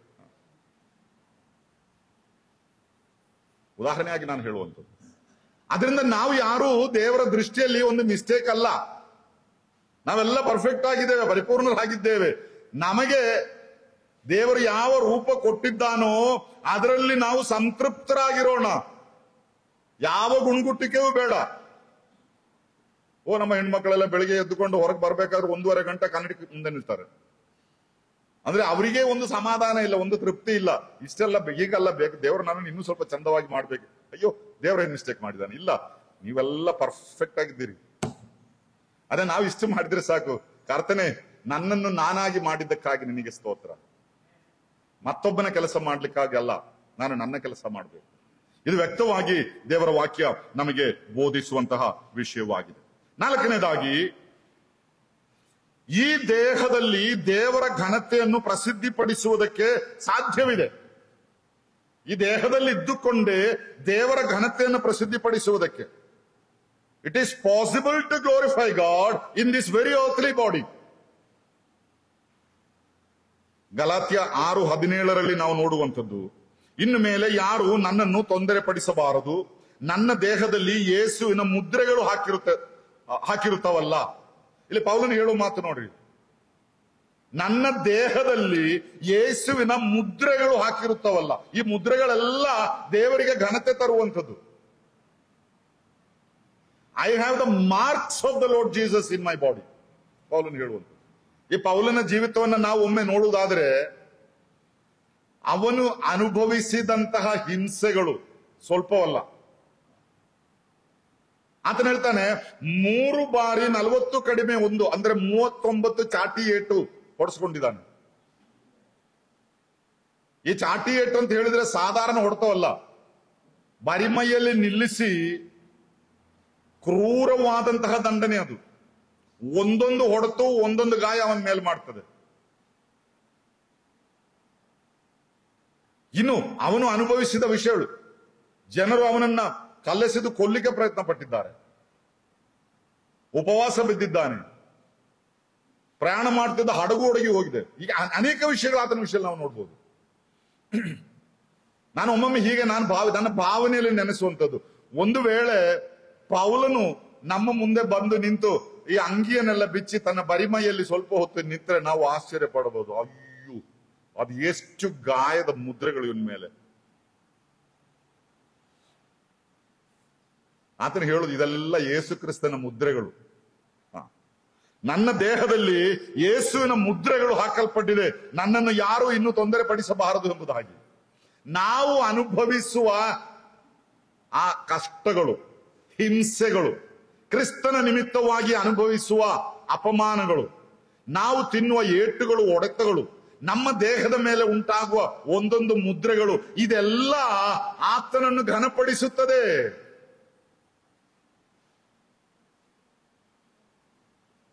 ಸ್ಟೇಫನನ ವಿಷಯವಾಗಿ ನಮಗೆ ಗೊತ್ತುಂಟು. ಸ್ಟೇಫನನನ್ನು ಕಲ್ಲೆಸೆದು ಕೊಲ್ಲುತ್ತಾ ಇದ್ದಾರೆ. ಆ ಕಲ್ಲುಗಳೆಲ್ಲ 4 ಕಡೆಗಳಿಂದ ಬಂದು ಅವನ ಮೇಲೆ ಬೀಳ್ತಾ ಇದೆ. ಅದೆಷ್ಟು ಗಾಯವಾಗಿರಬಹುದು ಎಂಬುದಾಗಿ ನೀವು ಒಮ್ಮೆ ನೆನೆಸಿರಿ. ಆತನು ಪರಲೋಕದ ಕಡೆಗೆ ನೋಡಿದಾಗ ನಾವು ಅಲ್ಲಿ ಓದುವಂತ ಒಂದು ಮಾತು, ವಾಕ್ಯ ನಮಗೆ ಗೊತ್ತಿದೆ, ಕರ್ತನು ಎದ್ದು ನಿಂತನು. The Lord stood up. ಅಂದ್ರೆ ಈ ದೇಹದಲ್ಲಿ ನಾವು ಕಷ್ಟಗಳನ್ನ ಕರ್ತನಿಗೋಸ್ಕರ ಅನುಭವಿಸುವುದಾದರೆ ಅದು ದೇವರ ಮಹಿಮೆಗೆ ಮಾತ್ರ ಕಾರಣಭೂತವಾಗುತ್ತದೆ. ಆ ರೀತಿ ಘನಪಡಿಸುವುದಕ್ಕೆ ಸಾಧ್ಯ. ಆದ್ರಿಂದ ಪ್ರಿಯರೇ, ಈ ದೇಹವನ್ನ ಒಳ್ಳೆ ಸುಖಕರವಾಗಿ ಸಾಕಿ ಏನೋ ದಪ್ಪಗೆ ಮಾಡಬೇಕು ಎಂಬಂತ ಒಂದು ಧ್ಯೇಯ ಅಲ್ಲ ನಮ್ಮಲ್ಲಿ ಇರಬೇಕಾದದ್ದು. ಪೌಲನು ತನ್ನ ವಿಷಯವಾಗಿ ಹೇಳುವಂಥದ್ದು, I have been poured out like a drink offering. ನಾನು ಪಾನ ದ್ರವ್ಯವಾಗಿ ಒಯ್ಯಲ್ಪಡುತ್ತಾ ಇದ್ದೇನೆ, ಅಂದ್ರೆ ಮುಗಿತಾ ಇದ್ದೇನೆ. ಅವನಿಗೆ ಗೊತ್ತು ದೈಹಿಕವಾಗಿ ಆತನ ಅನುಭವಿಸಿದ ದಂಡನೆ ಅದೆಲ್ಲ ಆತನ ಘನತೆಗಾಗಿ. ಅದರಿಂದ ಈ ಸುಖ ಸಂಪನ್ನತೆಯನ್ನು ಮಾತ್ರ ನೋಡದೆ ಈ ದೇಹವು ಕರ್ತನಿಗೋಸ್ಕರ ಬೇಕಂತ ಗಾಯ ಮಾಡಿಕೊಳ್ಬೇಕೆಂಬುದಾಗಿ ಅಲ್ಲ ನಾನು ಹೇಳುವುದು.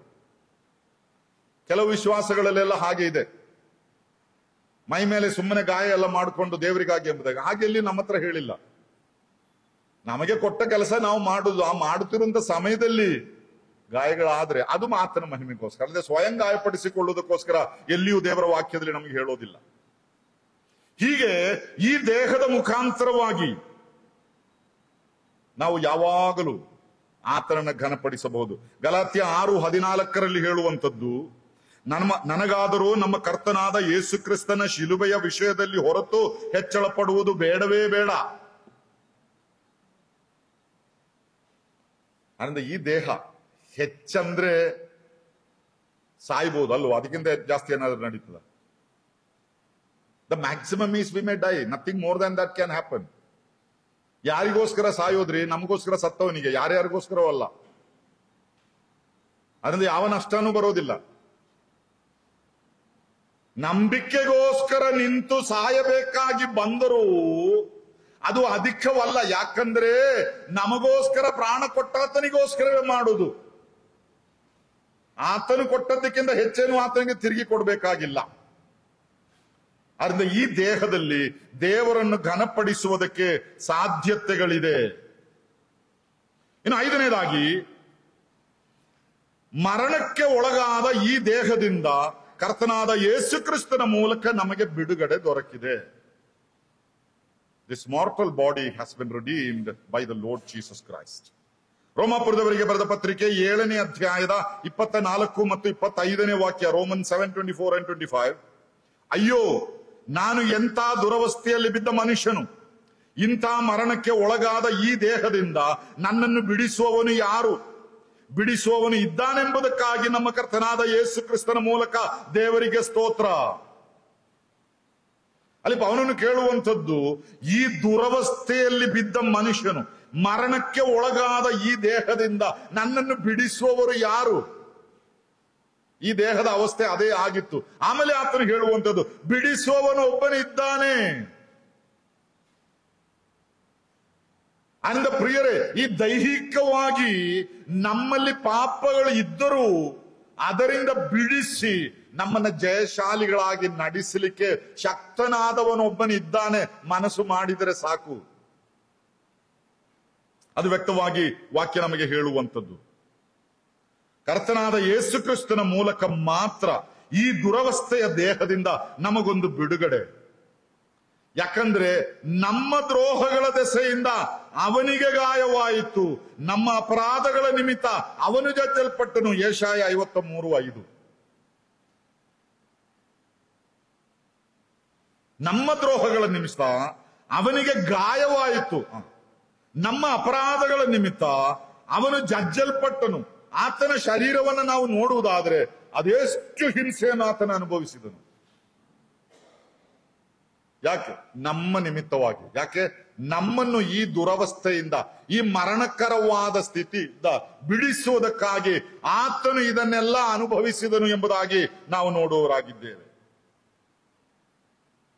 ಹೀಗೆ ದೇವರು ಸ್ವರಕ್ತದಿಂದ ಸಂಪಾದಿಸಿಕೊಂಡ ದೇಹವನ್ನು ಆತನ ಘನತೆಗಾಗಿಯೇ ನಾವು ಉಪಯೋಗಿಸಬೇಕು. ನಾನು ಮುಂದೆ ಹೋಗ್ತೇನೆ. 6ನೇದಾಗಿ, ಈ ದೇಹದ ಅಂಗಗಳನ್ನು ದೇವರ ಘನತೆಗಾಗಿ ಮಾತ್ರ ಉಪಯೋಗಿಸಬೇಕು. ನಾವು ದೇಹ ಎಂಬಂತಹ ಒಂದು ವಿಷಯವನ್ನ ಹುದುವಾಗಿ ಕೇಳುತ್ತಾ ಬಂದಿದ್ದೇವೆ. ಈಗ ಇನ್ನು ನಿರ್ದಿಷ್ಟವಾಗಿ ಬರುವಾಗ ಅಂಗಗಳಿಂದ ಕೂಡಿಸಲ್ಪಟ್ಟಂತಹ ಒಂದು ದೇಹವಾಗಿದೆ ಇದು. ಅಂದ್ರೆ ಈ ದೇಹದ ಒಂದೊಂದು ಅಂಗಗಳು ಆತನ ಘನತೆಗಾಗಿ ಮಾತ್ರ ಉಪಯೋಗಿಸಲ್ಪಡಬೇಕು. ಅದು ನಮ್ಮ ಕಣ್ಣುಗಳಾಗಲಿ, ನಮ್ಮ ಕಿವಿಗಳಾಗಲಿ, ನಮ್ಮ ಕೈಗಳಾಗಲಿ, ಕಾಲುಗಳಾಗಲಿ, ಯಾವುದೇ ಭಾಗವಾಗಲಿ, ಅದೆಲ್ಲ ಒಂದೊಂದು ದೇವರ ಘನತೆಗಾಗಿ ನಾವು ಉಪಯೋಗಿಸಬೇಕು. ಅದರ ಬಗ್ಗೆ ಪೌಲನು ರೋಮಾಪುರದವರಿಗೆ ಬರೆದ ಪತ್ರಿಕೆ 6ನೇ ಅಧ್ಯಾಯದ 13ನೇ ವಾಕ್ಯದಲ್ಲಿ ಹೇಳುವಂಥದ್ದು, ರೋಮನ್ 6:13.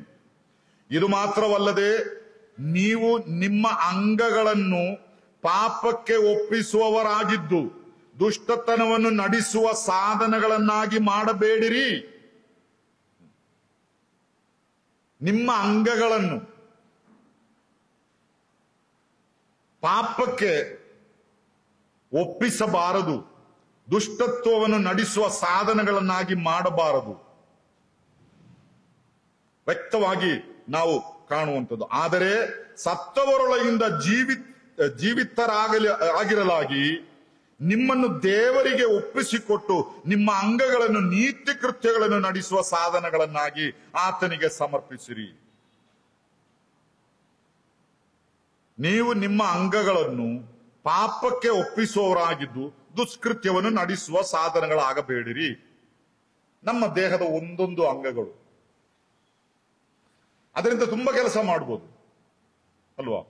ಕೈಯಿಂದ ಚಪ್ಪಾಳೆ ತಟ್ಕೊಂಡು ಹಾಡು ಹಾಡ್ಬೋದು, ಕೈಯಿಂದ ನಮ್ಮ ಪ್ರತಿನಿಧಿಸುವ ಕೆಲಸನ ಮಾಡ್ಬೋದು, ಇನ್ನೊಬ್ಬನ ಕೆನ್ನೆಗೆ ಬೇಕಾದ್ರೂ ಹೊಡಿಬಹುದು, ಕದಿಬೇಕಾದ್ರೂ ಇದೇ ಕೈಯಿಂದ ಈ ಕೈಯಿಂದ ಏನ್ ಬೇಕಾದ್ರೂ ಮಾಡ್ಬೋದು. ಅದು ಒಂದು ಉದಾಹರಣೆ. ಅದೇ ರೀತಿಯಲ್ಲಿ ಎಲ್ಲ ಅಂಗಗಳ ಹೆಸರನ್ನ ಹೇಳ್ಬೇಕಾಗಿಲ್ಲ, ನಮಗೆ ಗೊತ್ತು ನಮ್ಮ ದೇಹದಲ್ಲಿ ಏನೆಲ್ಲ ಅಂಗಗಳಿದೆ ಎಂಬುದಾಗಿ. ಅದನ್ನ ಯಾವುದಕ್ಕೋಸ್ಕರ ನಾವು ಉಪಯೋಗಿಸುತ್ತೇವೆ, ಯಾವುದಕ್ಕೆ ಬೇಕಾದರೂ ಉಪಯೋಗಿಸಲಿಕ್ಕೆ ನಮಗೆ ಸಾಧ್ಯತೆ ಇದೆ.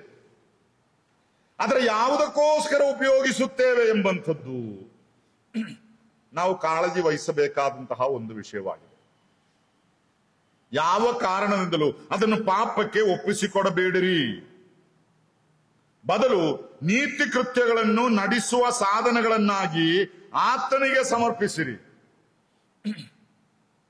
ಒಂದೋ ಪಾಪಕ್ಕೆ ಸಮರ್ಪಿಸಿರಿ, ಇಲ್ಲದಿದ್ದರೆ ನೀತಿ ಕೃತ್ಯಗಳಿಗೆ ಸಮರ್ಪಿಸಿರಿ. ಇದೆರಡರಲ್ಲಿ ಒಂದು ಮಾತ್ರ, ಇದೆರಡನ್ನು ಒಟ್ಟಿಗೆ ಕೊಂಡು ಹೋಗುತ್ತೇವೆ ಎಂಬುದಾಗಿ ಹೇಳಿದರೆ ಅದು ಸರಿಯಾಗೋದಿಲ್ಲ. ಸತ್ತವರೊಳಗಿಂದ ಜೀವಿತರಾಗಿರಲಾಗಿ ನಿಮ್ಮನ್ನು ದೇವರಿಗೆ ಒಪ್ಪಿಸಿಕೊಡ್ರಿ. ಇನ್ನು ಮೇಲೆ ನಾವು ಸತ್ತವರಲ್ಲ, ನಾವು ಜೀವಿಸುವವರಾಗಿದ್ದೇವೆ. ಅದರಿಂದ ನಿಮ್ಮನ್ನು ದೇವರಿಗೆ ಒಪ್ಪಿಸಿಕೊಡಿರಿ. ಎಫೆಸ 2:1 ನಾನು ಮೊದಲೇ ಹೇಳಿದೆ, ಅಪರಾಧಗಳ ಮತ್ತು ಪಾಪಗಳ ದೆಸೆಯಿಂದ ಸತ್ತವರಾಗಿದ್ದೆವು ನಾವು.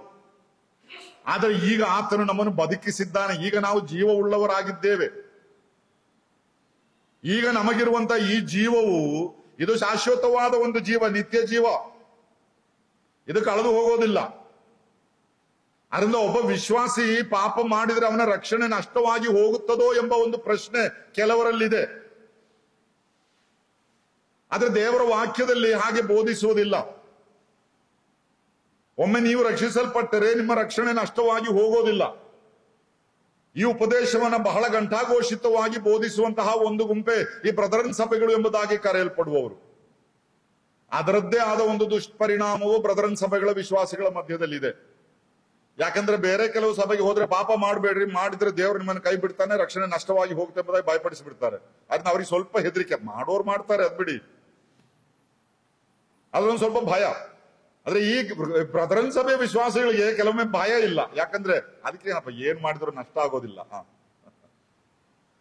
ಟಿಕೆಟ್ ಕನ್ಫರ್ಮ್ ಆಗಿದೆ, ಮೇಲೆ ಹೋಗ್ತೀವಿ, ಅದರಿಂದ ಏನ್ ಬೇಕಾದ್ರೂ ಮಾಡ್ಬೋದು ಎಂಬಂತ ಒಂದು ಭಾವನೆ ಕೆಲವರಲ್ಲಿ. ನಾವು ಈ ವಿಷಯದಲ್ಲಿ ಸ್ವಲ್ಪ ಜಾಗ್ರತೆ ವಹಿಸಬೇಕು. ಅದರಲ್ಲಿ ಎರಡು ವಿಷಯವಿದೆ. ಒಂದು, ನಿಮ್ಮ ರಕ್ಷಣೆ ನಷ್ಟವಾಗಿ ಹೋಗುತ್ತದೋ ಎಂಬ ಸಂಶಯ ನನಗಿಲ್ಲ, ಯಾಕಂದ್ರೆ ವಾಕ್ಯ ವ್ಯಕ್ತವಾಗಿ ಹೇಳುತ್ತದೆ. ಆದ್ರೆ ಬೇರೊಂದು ಸಂಶಯ ನನಗಿದೆ, ರಕ್ಷಿಸಲ್ಪಟ್ಟಿದ್ದೀರೋ ಎಂಬಂಥದ್ದು. ಈ ರಕ್ಷಿಸಲ್ಪಟ್ಟಿದ್ದೇನೆ ಎಂಬ ಒಂದು ಅನಿಸಿಕೆಯೊಂದಿಗೆ ಜೀವಿಸುವ ಅನೇಕ ವಿಶ್ವಾಸಿಗಳು ಈಗಿನ ಕಾಲದಲ್ಲಿದ್ದಾರೆ. ಏನೋ ಒಂದು ಫೀಲಿಂಗ್, ಈ ವಿಶ್ವಾಸ ಜೀವಿತ, the faith life, it is not a feeling, it is a fact. ಇದೊಂದು ಅನಿಸಿಕೆ ಅಲ್ಲ, ಇದೊಂದು ವಾಸ್ತವ, ಇದೊಂದು ಅನುಭವ. ಯಾವುದೋ ಕೂಟಕ್ಕೆ ಹೋಗಿ ಯಾವುದೋ ಪ್ರಸಂಗಿ ಏನೋ ಜೋರಾಗಿ ಪ್ರಸಂಗ ಮಾಡಿ ಎಲ್ಲರೂ ಕೈ ಎತ್ತಿ ಎಂಬುದಾಗಿ ಹೇಳಿದಾಗ ಎಲ್ಲರೂ ಕೈ ಎತ್ತಿದ್ರು. ಅವರ ಜೊತೆ ನಾನು ಕೈ ಎತ್ತಿದೆ. ನೀವು ರಕ್ಷಿಸಲ್ಪಟ್ಟಿದ್ದೀರಿ. ಮುಂದಿನ ವರ್ಷ ಬೇರೊಂದು ಕಡೆ ಹೋಗಿ ಕೈ ಎತ್ತಿ ಅಂದ್ರೆ ಅಲ್ಲಿಯೂ ಕೈ ಎತ್ತಾರೆ. ಆಮೇಲೆ ನಾನು ರಕ್ಷಿಸಲ್ಪಟ್ಟಿದ್ದೇನೆ, ಹೇಗಪ್ಪ ಕೈ ಎತ್ತಿದ್ದೀನಿ. ಈ ಭಾವನೆಯಿಂದ ಜೀವಿಸುವ ಕೆಲವು ವಿಶ್ವಾಸಿಗಳಿದ್ದಾರೆ. ನಮ್ಮ ಸಹೋದರಿ ಹೇಳ್ತಾ ಬಂದಾಗ ಅವರು ಒಂದು ಮಾತು ಹೇಳಿದ್ರು, ನಾನಲ್ಲಿ ಕೂತ್ಕೊಂಡಿದ್ದೆ ಲಾಸ್ಟಿಗೆ. ನಾನು ಬ್ರದರನ್ ಕುಟುಂಬದವನು ಎಂಬುದಾಗಿ ಹೆಚ್ಚಳ ಪಡುವಂಥದ್ದು ಅನೇಕರಲ್ಲಿದೆ. ಅನ್ಯೂನ್ಯತೆಯಲ್ಲಿ ಇದ್ದೀರಾ ಎಂಬುದಾಗಿ ಕೇಳಿದ್ರೆ ಅದಕ್ಕೆ ಉತ್ತರ ಇಲ್ಲ. ಬ್ರದರನ್ ಕುಟುಂಬದಲ್ಲಿ ಹುಟ್ಟಿದ್ದರಿಂದ ಏನು ಪರಲೋಕಕ್ಕೆ ಹೋಗಬೇಕೆಂಬುದಾಗಿ ಗ್ಯಾರಂಟಿ ಏನಿಲ್ಲ. ಯಾರು ಹೇಳಿದ್ರಿ ಬ್ರದರ್ನವರೆಲ್ಲ ಪರಲೋಕಕ್ಕೆ ಹೋಗ್ತಾರೆ ಎಂಬುದಾಗಿ? ಯಾರು ಹೇಳಿದ್ರಿ? ರಕ್ಷಣೆಗೆ ಪರಲೋಕಕ್ಕೆ ಹೋಗುವುದಕ್ಕೆ ಯಥಾರ್ಥವಾಗಿ ರಕ್ಷಿಸಲ್ಪಡಬೇಕು ಅಷ್ಟೇ. ರಕ್ಷಿಸಲ್ಪಡದ ಅನೇಕರು ಇವತ್ತು ನಮ್ಮ ಮಧ್ಯದಲ್ಲಿದ್ದಾರೆ. ಅವರು ಪಾಪಕೃತ್ಯಗಳಲ್ಲಿ ಈಗಲೂ ತೊಡಗುತ್ತಾ ಇದ್ದಾರೆ. ಸುಮ್ಮನೆ ಶಾಲೆಗೆ ಹೋಗುತ್ತಾ ಇದ್ದ ಸಂದರ್ಭದಲ್ಲಿ ಮನೆಯವರ ಒತ್ತಾಯದಿಂದ ಹೋಗಿ ಅವನನ್ನು ಮುಳುಗಿಸಿ ಅವನಿಗೂ ಕರ್ತನ ಮೇಜು ಕೊಡ್ಲಿಕ್ಕೆ ಪ್ರಾರಂಭಿಸಿದ್ರು. ರಕ್ಷಣೆ ಅಂದ್ರೆ ಏನು ಎಂಬುದಾಗಿ ಇನ್ನೂ ಅವನಿಗೆ ಅರ್ಥವಾಗಿಲ್ಲ. ಪ್ರಾಯ ಆಗಿ ವಿದೇಶಕ್ಕೆ ಹೋಗಿ ಸ್ವಲ್ಪ ದುಡ್ಡೆಲ್ಲ ಸಂಪಾದಿಸಿಕೊಂಡು ಬಂದು ಊರಲ್ಲಿ ಸೆಟ್ಲ್ ಆದಾಗ ಇವರತ್ತ ತುಂಬಾ ದುಡ್ಡಿದೆ, ಇವರನ್ನ ಹಿರಿಯನ್ನಾಗಿ ಮಾಡೋಣ ಅಂತ ಕೆಲವರು ಹಿರಿಯರಾಗ್ತಾರೆ, ಸಭಾ ಹಿರಿಯರು. ಅದಕ್ಕಿರೋ ಅರ್ಹತೆ ಒಂದೇ, ತುಂಬಾ ದುಡ್ಡಿದೆ, ಸಭೆಗೆ ಏನಾದ್ರೂ ಅಗತ್ಯ ಇದ್ರೆ ಕೊಡ್ತಾರೆ ಧಾರಾಳವಾಗಿ, ಅದರಿಂದ ಅವರನ್ನ ಹಿರಿಯರನ್ನಾಗಿ ಮಾಡಿಬಿಡೋಣ. ರಕ್ಷಿಸಲ್ಪಡದವ್ರು ತುಂಬಾ ಜನ ಇದ್ದಾರೆ. ಅಂತವರು ಪಾಪದಲ್ಲಿ ಮುಂದುವರಿಯುತ್ತಾರೆ. ಆದುದರಿಂದ ಒಬ್ಬನ ರಕ್ಷಣೆ ನಷ್ಟವಾಗಿ ಹೋಗುತ್ತದೋ ಎಂಬ ಸಂಶಯ ನನಗಿಲ್ಲ, ಆದ್ರೆ ಅವನು ರಕ್ಷಿಸಲ್ಪಟ್ಟಿದ್ದಾನೋ ಎಂಬ ಒಂದು ಸಂಶಯ ನನಗಿದೆ. ರಕ್ಷಿಸಲ್ಪಟ್ಟಂತಹ ವ್ಯಕ್ತಿ ಪಾಪದ ಪ್ರೇರಣೆ ಅವನಲ್ಲಿ ಉಂಟಾಗುವಾಗ ಅವನ ಮನಸ್ಸಾಕ್ಷಿ ಅವನನ್ನ ಚುಚ್ಚುತ್ತದೆ, ಅವನ ಹೃದಯದಲ್ಲಿ ಒಂದು ಹೋರಾಟ ಉಂಟಾಗುತ್ತದೆ. ಆದರೂ ಪಾಪ ಮಾಡ್ತಾರೆ, ಮಾಡೋದಿಲ್ಲ ಎಂಬುದಾಗಿ ಅಲ್ಲ, ವಿಶ್ವಾಸಿಗಳು ಪಾಪ ಮಾಡೋದಿಲ್ಲ ಎಂಬುದಾಗಿ ದೇವರ ವಾಕ್ಯ ಎಲ್ಲಿಯೂ ಹೇಳಲಿಲ್ಲ. ಆದ್ರೆ ಒಂದು ಹೋರಾಟ ಉಂಟಾಗುತ್ತದೆ. ಈ ಹೋರಾಟದ ಮಧ್ಯದಲ್ಲಿ ಯಾರು ಜಯಿಸಬೇಕು ಎಂಬ ಒಂದು ತೀರ್ಮಾನವನ್ನು ತಗೊಳ್ಬೇಕು. ಕೆಲವೊಮ್ಮೆ ಶರೀರವನ್ನು ಜಯಿಸಲಿಕ್ಕೆ ನಾವು ಅನುವದಿಸ್ತೇವೆ, ಕೆಲವೊಮ್ಮೆ ಆತ್ಮನ ಸ್ವರಕ್ಕೆ ನಾವು ವಿಧೇಯರಾಗುತ್ತೇವೆ. ಆದ್ರೆ ವಾಕ್ಯ ಹೇಳುವಂಥದ್ದು, ನಮ್ಮ ಪಾಪಗಳನ್ನು ನಾವು ಒಪ್ಪಿಕೊಂಡು ಅರಿಕೆ ಮಾಡಿ ಬಿಟ್ಟು ಬಿಟ್ಟರೆ ದೇವರು ನಮ್ಮನ್ನು ಸಕಲ ಅನೀತಿಗಳಿಂದ ಬಿಡಿಸಿ ನಮ್ಮನ್ನು ಶುದ್ಧೀಕರಿಸಿ ನಮ್ಮನ್ನು ಆತನು ನಡೆಸುತ್ತಾನೆ. 1 ಯೋಹಾನ 1ನೇ ಅಧ್ಯಾಯದ 9ನೇ ವಾಕ್ಯದಲ್ಲಿ ನಾವು ನೋಡುತ್ತೇವೆ ಅದನ್ನು. ಅದರಿಂದ ಈ ದೇಹದ ಅಂಗಗಳು ದೇವರ ಘನತೆಗಾಗಿ ಉಪಯೋಗಿಸಬೇಕು. ಎಲ್ಲಿ ಆದ್ರೂ ಅಪ್ಪಿತಪ್ಪಿ ಬೇಡದ್ದೆಲ್ಲ ನಮ್ಮ ಜೀವಿತದಲ್ಲಿ ಅಥವಾ ನಮ್ಮ ಶರೀರದ ಯಾವುದಾದ್ರೂ ಅಂಗಗಳಿಂದ ಬೇಡದನ್ನೆಲ್ಲ ಮಾಡಿದ್ರೆ ಬೇರೆ ಯಾರಿಗೂ ಗೊತ್ತಿರ್ಲಿಕ್ಕಿಲ್ಲ, ನಮಗೂ ದೇವರಿಗೂ ಮಾತ್ರ ಗೊತ್ತಿರುವಂತದ್ದು.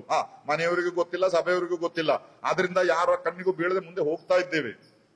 ಆದ್ರೆ ಅದನ್ನ ಆತನ ಮುಂದೆ ಒಪ್ಪಿಕೊಂಡು ಅರಿಕೆ ಮಾಡಿ ಬಿಟ್ಟು ಬಿಟ್ಟರೆ ಆತನು ನಮ್ಮನ್ನು ನೀತೀಕರಿಸುತ್ತಾನೆ. ವ್ಯಕ್ತವಾಗಿ ದೇವರ ವಾಕ್ಯ ಹೇಳುವಂಥದ್ದು. 7ನೇದಾಗಿ, ಈ ದೇಹವನ್ನು ಪಾಪ ಕೃತ್ಯಗಳಿಗೆ ಒಪ್ಪಿಸುವುದು ದೇವರಿಗೆ ಮೆಚ್ಚುಗೆ ಆಗುವುದಿಲ್ಲ. ಅದು ದೇವರಿಗೆ ಇಷ್ಟವುಳ್ಳ ಕಾರ್ಯವಲ್ಲ. ಯಾವ ಪಾಪವನ್ನು ಪರವಾಗಿಲ್ಲ ಎಂಬುದಾಗಿ ಆತನು ಬಿಟ್ಟು ಬಿಡೋದಿಲ್ಲ. God never likes his children to offer their members to sin. God is not pleased with them.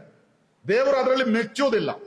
ಒಂದು ಉದಾಹರಣೆ, ಕೊರಿಂಥದವರಿಗೆ ಬರೆದ 1ನೇ ಪತ್ರಿಕೆ 10ನೇ ಅಧ್ಯಾಯದ 5 ಮತ್ತು 6ನೇ ವಾಕ್ಯವನ್ನು ಓದುವುದಾದ್ರೆ, 1 ಕೊರಿಂಥ 10ನೇ ಅಧ್ಯಾಯದ 5 ಮತ್ತು 6ನೇ ವಾಕ್ಯ. ಆದರೂ ಅವರೊಳಗೆ ಬಹುಮಂದಿಯ ವಿಷಯದಲ್ಲಿ ದೇವರು ಸಂತೋಷಿಸಲಿಲ್ಲ, ಅವರು ಅಡವಿಯಲ್ಲಿ ಸಂಹರಿಸಲ್ಪಟ್ಟರೆಂದು ಬರೆದದೇ ಅಷ್ಟೇ. ಅವರು ಕೆಟ್ಟ ವಿಷಯಗಳನ್ನು ಆಶಿಸಿದಂತೆ ನಾವು ಆಶಿಸುವವರಾಗಬಾರದೆಂಬುದಕ್ಕಾಗಿ ಈ ಸಂಗತಿಗಳು ನಮಗೆ ನಿದರ್ಶನಗಳಾಗಿವೆ. ಇದು ಯಾರ ವಿಷಯವಾಗಿ ಬರೆಯಲ್ಪಟ್ಟದ್ದು? ಇಸ್ರಾಯೇಲ್ಯರ ವಿಷಯವಾಗಿ. ಇಸ್ರಾಯೇಲ್ಯರನ್ನು ಕರ್ತನು ಐಗುಪ್ತ ದೇಶದಿಂದ ಕರೆದು ಬೇರ್ಪಡಿಸಿದ ಮೇಲೆ ಅವರನ್ನು ಆತನು ನಡೆಸಿಕೊಂಡು ವಾಗ್ದಾನ ಮಾಡಲ್ಪಟ್ಟ ದೇಶಕ್ಕೆ ಕರೆತರುವಾಗ ದಾರಿಯಲ್ಲಿ ಇವರಲ್ಲಿ ಅನೇಕರು ಪಾಪ ಮಾಡಿದರು. ಅಂದ್ರೆ ಅವರ ದೇಹದ ಅಂಗಗಳನ್ನು ಬೇಡದ್ದಕ್ಕೆಲ್ಲ ಅವರು ಒಪ್ಪಿಸಿಕೊಟ್ಟರು. ಅದು ಚರಿತ್ರೆ ನಮಗೆ ತಿಳಿಸುವಂತದ್ದು. ಹಳೆ ಒಡಂಬಡಿಕೆಯಲ್ಲಿ ನಮಗೆ ಅದರ ಚರಿತ್ರೆ ಎಲ್ಲ ಗೊತ್ತಾಗುವಂತದ್ದಾಗಿದೆ. ಅವರ ವಿಷಯವಾಗಿ ದೇವರು ಹೇಳುವಂಥದ್ದು, ಅವರೊಳಗೆ ಬಹುಮಂದಿಯ ವಿಷಯದಲ್ಲಿ, ಎಲ್ಲರ ವಿಷಯದಲ್ಲಿ ಅಲ್ಲ, ಒಳ್ಳೆಯವರು ಕೆಲವರು ಇದ್ರು, ಈಗಲೂ ಇದ್ದಾರೆ, ಆಗಲೂ ಇದ್ರು. ಅವರಲ್ಲಿ ಬಹುಮಂದಿಯ ವಿಷಯದಲ್ಲಿ ದೇವರು ಸಂತೋಷಿಸಲಿಲ್ಲ. ಇಂಗ್ಲಿಷ್ ಭಾಷಾಂತರದಲ್ಲಿ God was not pleased with many of them. ದೇವರು ಅವರಲ್ಲಿ ಅನೇಕರಲ್ಲಿ ಮೆಚ್ಚಲಿಲ್ಲ. ಅವರ ಜೀವಿತದ ಬಗ್ಗೆ ದೇವರಿಗೆ ಸಂತೋಷ ಉಂಟಾಗಲಿಲ್ಲ. ಅದರ ಪರಿಣಾಮವೇನಾಯಿತು? ಅವರು ಅಡವಿಯಲ್ಲಿ ಸಂಹರಿಸಲ್ಪಟ್ಟರೆಂದು ಬರೆದದೆ ಅಷ್ಟೇ. ಅವರು ದಾರಿಯಲ್ಲೇ ಸತ್ತು ಹೋದ್ರು ಅಂತ ಅದರ ಅರ್ಥ. ದೇವರ ಜನರು, ದೇವರ ಸ್ವಕೀಯ ಪ್ರಜೆ, ದಾರಿಯಲ್ಲಿ ಅವರು ಸತ್ತೋದ್ರು. ಆದ್ರೆ ಒಂದು ಪ್ರಶ್ನೆ ಬರ್ಬೋದು, ಅಲ್ಲ ಇದು ಇಸ್ರಾಯೇಲ್ಯರ ವಿಷಯ, ಇದು ನಮಗೂ ಇದಕ್ಕೆ ಏನು ಸಂಬಂಧ? ನಾವು ಹೊಸ ಒಡಂಬಡಿಕೆ ವಿಶ್ವಾಸಿಗಳು. ಅದು ಯಾಕೆ ಇಬ್ರಿಯರ ಬರೆಗೆ ಪತ್ರಿಕೆಯಲ್ಲಿ ಹೊಸ ಒಡಂಬಡಿಕೆ ಸಭೆಗೆ ಬರೆಯಲ್ಪಟ್ಟಿದೆ? ಅದರ ಉತ್ತರವನ್ನು ಅಲ್ಲಿ ಆತನು ಹೇಳುತ್ತಾನೆ. ಅವರು ಕೆಟ್ಟ ವಿಷಯಗಳನ್ನು ಆಶಿಸಿದಂತೆ ನಾವು ಆಶಿಸುವವರಾಗಿರಬಾರದು ಎಂಬುದಕ್ಕಾಗಿ ಈ ಸಂಗತಿಗಳು ನಮಗೆ ನಿದರ್ಶನವಾಗಿದೆ. ಅಂದ್ರೆ ಅವರಿಗೆ ಸಂಭವಿಸುವುದು ನಮಗೆ ಸಂಭವಿಸುವ, ಹಾಗಾದ್ರೆ ಅವರಿಗೆ ಸಂಭವಿಸುವುದನ್ನು ಯಾಕೆ ನಮಗೆ ಹೇಳಿದ್ದಾರೆ? ನಮ್ಮ ಎಚ್ಚರಿಕೆಗಾಗಿ. ಯಾವುದಾದರೂ ಒಬ್ಬ ವ್ಯಕ್ತಿಗೆ ಸಭೆಯಲ್ಲಿ ಅಥವಾ ದೇವಜನರ ಮಧ್ಯದಲ್ಲಿ ಏನಾದರೂ ಒಂದು ಪಾಪ ಅಥವಾ ಒಂದು ಬೀಳುವಿಕೆ ಉಂಟಾಯಿತು, ಅದು ಬಹಿರಂಗವಾಗಿ ಪ್ರಕಟಿಸಲ್ಪಟ್ಟಿತು, ಎಲ್ಲರೂ ತಿಳ್ಕೊಂಡರು. ಯಾವುದಕ್ಕೋಸ್ಕರ ಅದು ಪ್ರಕಟಿಸಲ್ಪಟ್ಟಿತು?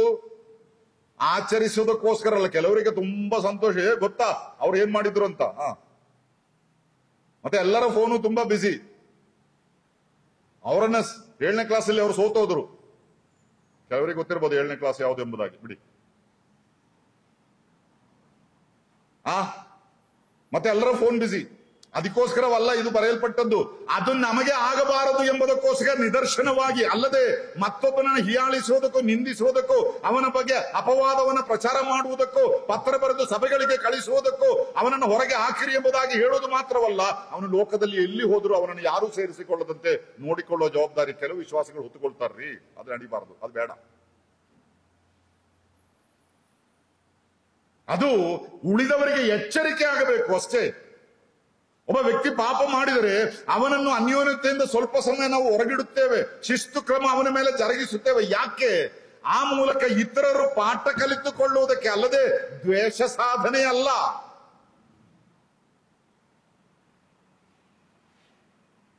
ಅದನ್ನು ನೋಡುವಾಗ ನಾವು ಭಯಪಡಬೇಕು. ಅವನಂತೆ ಇರುವ ಒಂದು ಮನುಷ್ಯ ಶರೀರ ನನಗೂ ಇದೆ, ಅಯ್ಯೋ ನಾನು ನಾಳೆ ಬಿದ್ದು ಹೋದೇನೆ ಎಂಬುದಾಗಿ ಜಾಗ್ರತೆ ವಹಿಸಬೇಕು.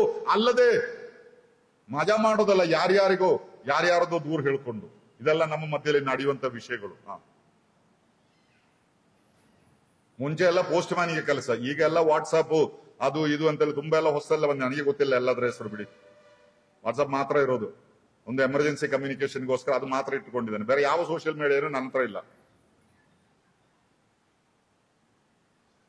ಅದರಿಂದ ಈ ವಿಷಯದಲ್ಲಿ ನಾವು ಜಾಗೃತಿ ಆಗ್ಬೇಕು. ಯಾಕಂದ್ರೆ ದೇವರು ಇದರಲ್ಲಿ ಮೆಚ್ಚುವವನಲ್ಲ.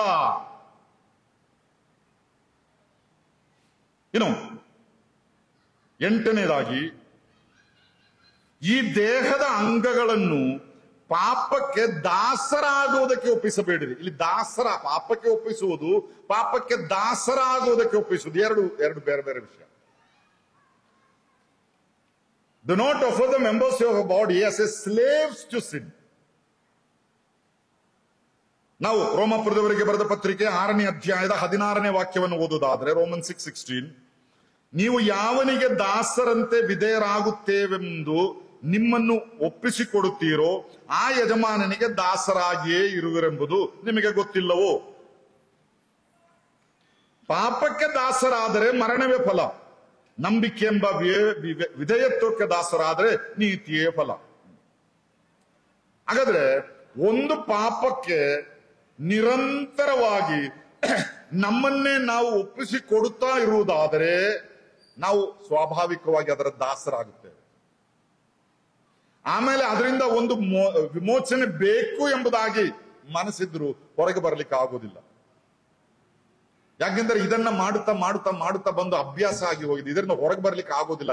ಒಂದು ಚಟ ಆಗಿ ಹೋಗಿದೆ ಕೆಲವರಿಗೆ. ಕೆಲವು ವಿಷಯ ಅಪ್ಪಿತಪ್ಪಿ ಎಲ್ಲಿಯೋ ಒಮ್ಮೆ ಏನೋ ಮಾಡಿದ್ರು ಕೂಡಲೇ ಪಶ್ಚಾತ್ತಾಪ ಪಟ್ಟು ಕರ್ತನ ಕಡೆಗೆ ತಿರುಗಿ ಬರುವಂತದ್ದೆಲ್ಲ ಸ್ವಾಭಾವಿಕವಾಗಿ ನಡೆಯುವಂಥದ್ದು. ಆದ್ರೆ ಕೆಲವು ಪಾಪಗಳು, ಕೆಲವು ಗುಪ್ತ ಪಾಪಗಳು, ರಹಸ್ಯ ಪಾಪಗಳು ಬೇರೆ ಯಾರಿಗೂ ಗೊತ್ತಿರ್ಲಿಕ್ಕಿಲ್ಲ. ಗಂಡನಿಗೂ ಗೊತ್ತಿಲ್ಲ, ಹೆಂಡತಿಗೂ ಗೊತ್ತಿಲ್ಲ, ಅಪ್ಪನಿಗೂ ಗೊತ್ತಿಲ್ಲ, ಅಮ್ಮನಿಗೂ ಗೊತ್ತಿಲ್ಲ, ಸಭೆ ಹಿರಿಯರಿಗೂ ಗೊತ್ತಿಲ್ಲ, ಯಾರಿಗೂ ಗೊತ್ತಿಲ್ಲ. ನಾನು ಒಬ್ಬನೇ ಅಲ್ಲ, ಮೇಲಿಂದ ಒಬ್ಬನು ನೋಡ್ತಾ ಇದ್ದಾನೆ. ಅದು ಮಾತ್ರ ನಾವು ನೆನೆಸೋದಿಲ್ಲ. ನಾನು ಒಂಟಿಯಾಗಿ ನನ್ನ ಕೋಣೆಯೊಳಗೆ ಬಾಗಿಲು ಮುಚ್ಚಿಕೊಂಡು ನಾನು ಏನು ಮಾಡುತ್ತಿದ್ದೇನೆ ಎಂಬುದು ಅದು ಬೇರೆ ಯಾರಿಗೂ ಬಾಧಕವಲ್ಲ. ಬೇರೆ ಯಾರಿಗೂ ಬಾಧಕವಲ್ಲ. ಆದ್ರೆ ಯಾರು ನೋಡ್ತಾ ಇಲ್ಲ ಎಂಬುದಾಗಿ ಮಾತ್ರ ನೆನೆಸ್ಬೇಡ್ರಿ. 2 ವ್ಯಕ್ತಿಗಳಿದ್ದಾರೆ. ಒಂದು ಸೈತಾನನು, ಅವನಿಗೆ ಗೊತ್ತು, ಎಲ್ಲ ನೋಡ್ತಾ ಇದ್ದಾನೆ ಅವನು. ನಾವು ಮಾಡೋ ಪ್ರತಿಯೊಂದು ಕೆಲಸವನ್ನು ಅವನು ತಿಳ್ಕೊಳ್ತಾ ಇದ್ದಾನೆ. ಅವನಿಗೆ ಏಜೆನ್ಸ್ ಇದ್ದಾರೆ. ಈ ವಾಯುಮಂಡಲದಲ್ಲಿ ಎಲ್ಲ ಸುತ್ತಾಡ್ತಾ ಇದ್ದಾರೆ. ಸೈತಾನನು ಸರ್ವವ್ಯಾಪಿ ಅಲ್ಲ, ಅವನು ಒಂದು ಕಡೆ ಕೂತ್ಕೊಂಡಿದ್ದಾನೆ. ಆದ್ರೆ ಅವನ ಸೇವಕರು ಸಾಕಷ್ಟು ತಿರುಗಾಡ್ತಾ ಇದ್ದಾರೆ ಈ ವಾಯುಮಂಡಲದಲ್ಲಿ. ಅವರ ಕೆಲಸ ಏನು ಗೊತ್ತಾ? ಈ ಯೇಸು ಕ್ರಿಸ್ತನ ರಕ್ತದಿಂದ ವಿಮೋಚಿಸಲ್ಪಟ್ಟವರು ನಿಷ್ಪಾಪಿಗಳು, ನಿಷ್ಕಳಂಕರು ಎಂಬುದಾಗಿ ಕರೆಯಲ್ಪಡುವ ವಿಶ್ವಾಸಿಗಳನ್ನು ಹಿಂಬಾಲಿಸುವಂಥದ್ದು. ಅವನು ಎಲ್ಲಿ ಹೋಗ್ತಾನೆ, ಏನ್ ಮಾಡ್ತಾನೆ, ಯಾವ ಬಾರಿಗೆ ಹೋಗ್ತಾನೆ, ಯಾವ ಮನೆಗೆ ಹೋಗ್ತಾನೆ, ಯಾವ ಸ್ತ್ರೀಯೊಂದಿಗೆ ಮಾತಾಡ್ತಾನೆ, ಯಾವ ಪುರುಷನೊಂದಿಗೆ ಸಂಪರ್ಕವಿದೆ, ಇವನು ಏನೆಲ್ಲ ಮಾಡ್ತಾನೆ, ಇದನ್ನೆಲ್ಲ ಹಿಂಬಾಲಿಸಿಕೊಂಡು ಹೋಗಿ ಅಲ್ಲಿ ರಿಪೋರ್ಟ್ ಕೊಡ್ತಾನೆ. ಅವನ ಹೆಸರೇ ಅಪವಾದಿ ಎಂಬುದಾಗಿ, ಅಕ್ಯೂಸರ್ ಆಫ್ ದ ಸೇಂಟ್ಸ್. ಅವನ ಹೆಸರದು, ಅವನ ಕೆಲಸವೇ ಅದು. ಅದರಿಂದ ಒಂದು ವಿಷಯ ನೀವು ಯಾವಾಗಲೂ ನೆನೆಸಿಕೊಳ್ಳಬೇಕು. ನಾವು ರಹಸ್ಯವಾಗಿ, ಗುಪ್ತವಾಗಿ, ಯಾರಿಗೂ ಗೊತ್ತಿಲ್ಲದೆ ಯಾವುದೋ ಪಾಪ ಮಾಡುವಾಗ ಇದು ಯಾರಿಗೂ ಗೊತ್ತಾಗೋದಿಲ್ಲ ಎಂಬುದಾಗಿ ನೆನೆಸಬೇಡಿರಿ. ಸೈತಾನನು ಇದನ್ನು ನೋಡುತ್ತಾ ಇದ್ದಾನೆ. ಅವನು ದೇವರ ಬಳಿಗೆ ಹೋಗಿ ಚಾಲೆಂಜ್ ಮಾಡ್ತಾನೆ. ಅವನು ಮಾಡುವಂಥದ್ದೇನು? ವರ್ಷಾನುವರ್ಷಗಳ ಹಿಂದೆ ಇವರು ಮಾಡಿದ ಯಾವುದನ್ನು ನಾನು ಮಾಡಲಿಲ್ಲ, ಮನಸ್ಸಿನಲ್ಲಿ ಅಂದುಕೊಂಡೆ ಅಷ್ಟೇ, ನಿನ್ನ ಬಳಿಯಲ್ಲಿ ಒಂದು ಸಿಂಹಾಸನ ನನಗೂ ಬೇಕು ಎಂಬುದಾಗಿ. ಅಷ್ಟು ಮಾಡಿದ್ದಕ್ಕೆ ನನ್ನನ್ನು, ನನ್ನ ಸೈನ್ಯವನ್ನು ತಳ್ಳಿಬಿಟ್ಟಿಯಲ್ಲ. ಅದೇ ನೀತಿಯನ್ನ ನಿನ್ನ ಮಗನು ಮಗಳು ಎಂಬುದಾಗಿ ಹೇಳಿಕೊಳ್ಳುವ ಇವಳು ಮಾಡುವಾಗ ನೀನು ಈಗ ಯಾಕೆ ನಡೆಸೋದಿಲ್ಲ? ಅವಳು ಪಾಪ ಮಾಡಲಿಲ್ಲವೋ? ಅವನು ಪಾಪ ಮಾಡಲಿಲ್ಲವೋ? ವ್ಯಭಿಚಾರ ಮಾಡಲಿಲ್ಲವೋ? ತಪ್ಪು ಮಾಡಲಿಲ್ಲವೋ? ಪಾಪದ ಸಂಬಳ ಮರಣ ಎಂಬಂಥದ್ದು ನಿನ್ನ ಧರ್ಮಶಾಸ್ತ್ರವಾಗಿದ್ರೆ ಮರಣ ಸಂಭವಿಸಿಲ್ಲ, ಅವನನ್ನು ಕೊಲ್ಲು ಎಂಬುದಾಗಿ ಹೋಗಿ ಹೇಳ್ತಾನೆ. ಈ ದೇವರು ಸೈತಾನನು ಮಾತಾಡ್ತಾರ್ರಿ. ಯೋಬನ ಚರಿತ್ರೆಯಲ್ಲಿ ನಮಗೆ ಗೊತ್ತಲ್ಲ, ನಾವು ಬ್ರದರ್ನವರು ಕೆಲವರು ಒಬ್ಬರಿಂದ ಒಬ್ಬರು ಮಾತಾಡೋದಿಲ್ಲ ಅಂದ್ರೆ ದೇವರಿಗಿಂತಲೂ ಪರಿಶುದ್ಧರು ಎಂಬುದಾಗಿ ಕೆಲವರ ಭಾವನೆ. ನಮಗೆ ಎಲ್ಲರ ಮೇಲೆ ಇಷ್ಟ ಇಲ್ಲದೆ ಏನಾದ್ರು ಹೆಚ್ಚು ಕಡಿಮೆ ಎಲ್ಲ ಇದ್ರೂ ಮಾತಾಡದೇ ಇರುವಂತ ಒಂದು ಸ್ಥಿತಿ ವಿಶ್ವಾಸಿಗಳ ಮಧ್ಯೆ ಬರಬಾರದು.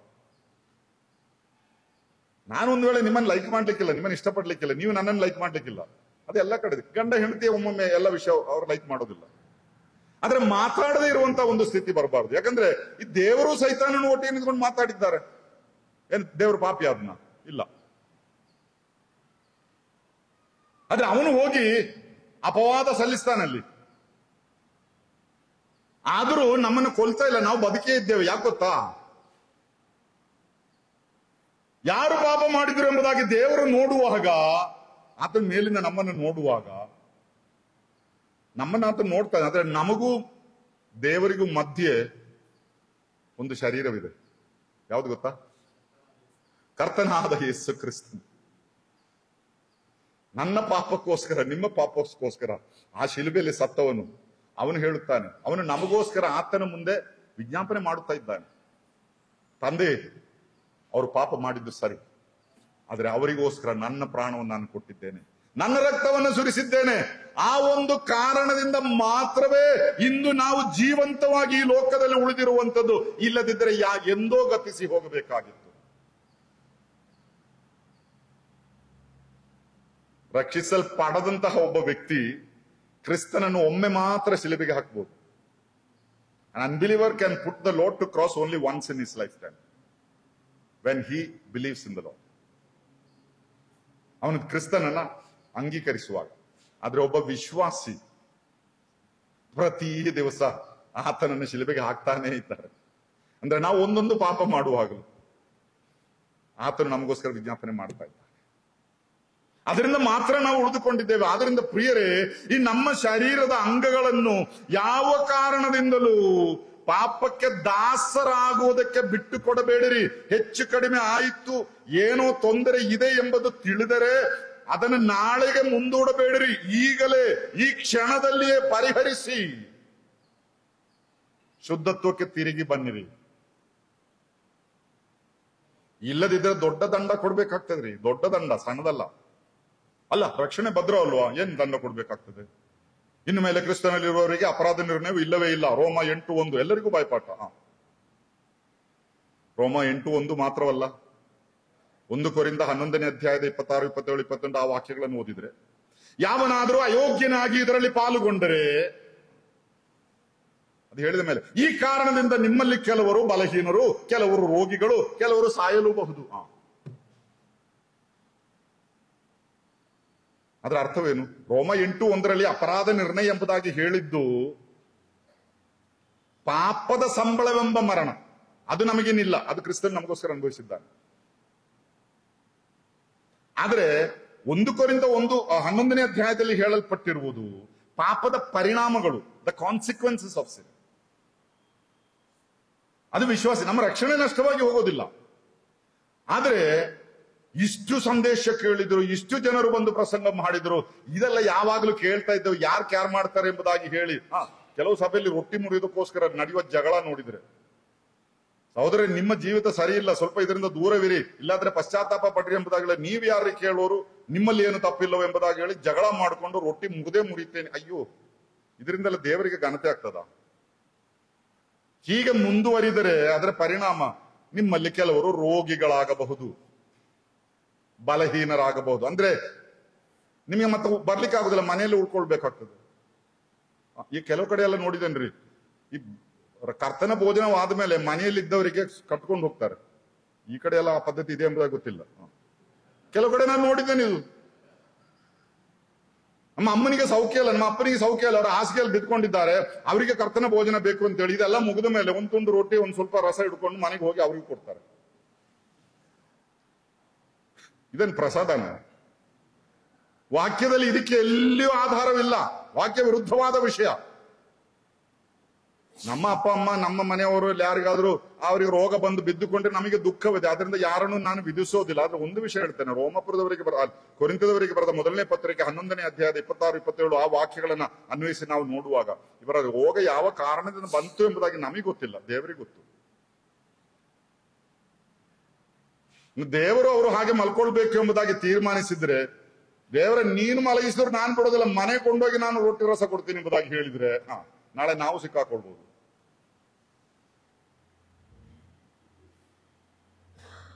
ಅದನ್ನ ತಡಿಲಿಕ್ಕೆ ಮೂರನೇದು ಆತನ ಹೇಳುವಂಥದ್ದು, ಕೆಲವರು ಸಾಯಲು ಬಹುದು. ಎಲ್ಲ ಇವನನ್ನು ಹೀಗೆ ಇಟ್ಟುಕೊಂಡ್ರೆ ಇವರು ಹೀಗೆ ಮುಂದುವರಿತಾರೆ, ಅದನ್ನ ಮುಗಿಸೇ ಬಿಡೋಣ.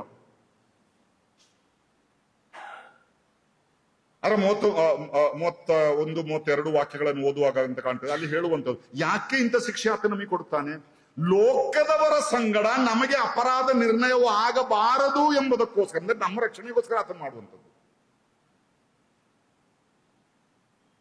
ಅನ್ನ 1 ಕೊರಿಂಥ 11ನೇ ಅಧ್ಯಾಯದಲ್ಲಿ ಹೇಳುವಂಥದ್ದು ಪಾಪದ ಶಿಕ್ಷೆ ಅಲ್ಲ, ನಮಗೆ ಲೋಕದವರ ಸಂಗಡ ಅಪರಾಧ ನಿರ್ಣಯ ಆಗಬಾರದು ಎಂಬುದಕ್ಕಾಗಿ ನಮ್ಮನ್ನು ಸುರಕ್ಷಿತ ಸ್ಥಾನಕ್ಕೆ ಆತನು ತಂದಿಡುವಂತ. ಯಾಕಂದ್ರೆ ಇನ್ನೂ ಇವನನ್ನು ಹೀಗೆ ಬಿಟ್ರೆ ಈ ಪಾಪದಲ್ಲಿ ಇನ್ನೂ ಮುಂದುವರಿತಾನೆ, ಬಾಕಿಯವರನ್ನು ಇದಕ್ಕೆ ಅವನು ಸೆಳೀತಾನೆ. ಅದು ನಮ್ಮ ಜೀವಿತದಲ್ಲಿ ಉಂಟಾಗಬಾರದು. ಆದ್ರಿಂದ ಈ ದೇಹವನ್ನು ನಾವು ಪಾಪಕ್ಕೆ ದಾಸರಾಗುವುದಕ್ಕೆ ಒಪ್ಪಿಸಿಕೊಡಬಾರದು. 9ನೇದಾಗಿ, ಈ ದೇಹದ ಅಂಗಗಳನ್ನು ನೀತಿಗೆ ದಾಸರಾಗಿ ಒಪ್ಪಿಸಿಕೊಡಿರಿ. Offer the members of your body as a slaves to righteousness. ಅದಕ್ಕೆ 19ನೇ ವಾಕ್ಯ, ರೋಮಾಪುರದವರಿಗೆ ಬರೆದ ಪತ್ರಿಕೆ 6ನೇ ಅಧ್ಯಾಯದ 19ನೇ ವಾಕ್ಯದಲ್ಲಿ ಪೌಲನು ಹೇಳುವಂಥದ್ದು, ನಿಮ್ಮ ನರಭಾವದ ಬಲಹೀನತೆಯ ದೆಸೆಯಿಂದ ಲೋಕ ರೀತಿಯಾಗಿ ಮಾತಾಡುತ್ತೇನೆ. ಅಧರ್ಮ ಮಾಡುವುದಕ್ಕಾಗಿ ನಿಮ್ಮ ಅಂಗಗಳನ್ನು ಬಂಡುತನಕ್ಕೂ ಅಧರ್ಮಕ್ಕೂ ದಾಸರನ್ನಾಗಿ ಒಪ್ಪಿಸಿಕೊಟ್ಟಿದ್ದಂತೆಯೇ. ಆ ಮಾತನ್ನು ನೋಡ್ರಿ, ಕನ್ನಡದಲ್ಲಿರುವಂತಹ ಆ ವ್ಯಾಕರಣವೇ ನೋಡ್ರಿ. ಒಪ್ಪಿಸಿಕೊಟ್ಟಿದ್ದಂತೆಯೇ, ಅದು ಭೂತಕಾಲದಲ್ಲಿದೆ ಅಲ್ವಾ? ಒಂದು ಕಾಲದಲ್ಲಿ ನಾವು ಒಪ್ಪಿಸಿಕೊಟ್ಟಿದ್ದೆವು, ಮನಪೂರ್ವಕವಾಗಿ ಪಾಪ ಮಾಡಲಿಕ್ಕೆ ಈ ದೇಹದ ಅಂಗಗಳನ್ನು ಮನಪೂರ್ವಕವಾಗಿ ಒಪ್ಪಿಸಿಕೊಟ್ಟಿದ್ದೆವು. ಅದರಿಂದಲೇ ಅಲ್ಲಿ ಭೂತಕಾಲದಲ್ಲಿ ಹೇಳುವಂಥದ್ದು ಪಾಸ್ಟ್ ಟೆನ್ಸ್, ಒಪ್ಪಿಸಿಕೊಟ್ಟಿದ್ದಂತೆಯೇ. ಆಮೇಲೆ ಈಗ ಅದು ಪ್ರೆಸೆಂಟ್ ಟೆನ್ಸ್, ವರ್ತಮಾನ ಕಾಲ. ಈಗ ಪರಿಶುದ್ಧರಾಗುವುದಕ್ಕಾಗಿ ನಿಮ್ಮ ಅಂಗಗಳನ್ನು ನೀತಿಗೆ ದಾಸರಾಗಿ ಒಪ್ಪಿಸಿಕೊಡಿರಿ. ಹಾಗಾದ್ರೆ ಒಂದು ಕಾಲದಲ್ಲಿ ಮನಪೂರ್ವಕವಾಗಿ ನಿಮ್ಮ ದೇಹದ ಅಂಗಗಳನ್ನು ಪಾಪಕ್ಕೆ ಒಪ್ಪಿಸಿಕೊಟ್ಟಿದ್ದೀರಲ್ಲ, ನಿಮ್ಗೆ ಅದು ಅಭ್ಯಾಸ ಇದೆ. ಆದ್ರೆ ಅದು ಭೂತಕಾಲ. ಅದೇ ರೀತಿಯಲ್ಲಿ ಈಗ ವರ್ತಮಾನ ಕಾಲದಲ್ಲಿ ನಿಮ್ಮ ಅಂಗಗಳನ್ನು ನೀತಿಗೆ ದಾಸರಾಗುವುದಕ್ಕೆ ನೀವು ಒಪ್ಪಿಸಿಕೊಡಿರಿ.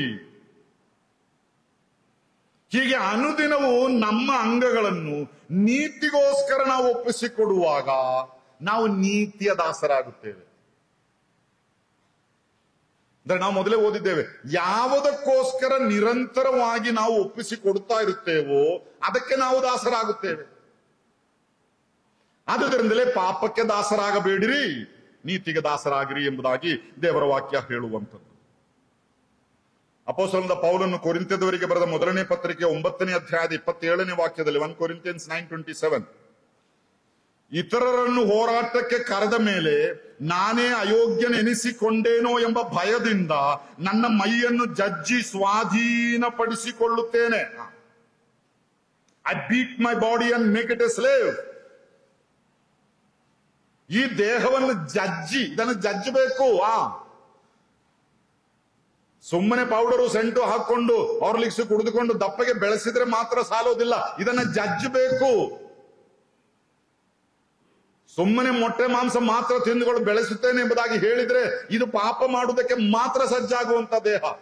ಊಟ ಮಾಡ್ರಿ, ಚೆನ್ನಾಗಿ ಮಾಡ್ರಿ. ಆದ್ರೆ ಪೌಲನು ಹೇಳುವಂಥದ್ದು, ಇದು ನನಗೊಂದು ಭಯವಿದೆ, ಇಷ್ಟೆಲ್ಲ ಪ್ರಸಂಗ ಮಾಡಿದ ಮೇಲೆ ನಾನೇ ಇದಕ್ಕೆ ಅನರ್ಹನಾಗುತ್ತೇನೆ ಎಂಬುದಾಗಿ. ಆದ್ರಿಂದ ನಾನೇನ್ ಮಾಡ್ತೇನೆ, ಈ ದೇಹವನ್ನ ಜಜ್ಜುತ್ತಾ ಇದ್ದೇನೆ, ಜಜ್ಜಿ ಸ್ವಾಧೀನಪಡಿಸಿಕೊಳ್ಳುತ್ತಾ ಇದ್ದೇನೆ. ಆದ್ರೆ ಇಂಗ್ಲಿಷ್ ಭಾಷಾಂತರದಲ್ಲಿ I make it a slave. ನನ್ನ ದೇಹವನ್ನು ನನ್ನ ಗುಲಾಮನನ್ನಾಗಿ ನಾನು ಮಾಡುತ್ತೇನೆ. ಇದು ಪ್ರಾಮುಖ್ಯವಾದಂತಹ ವಿಷಯ.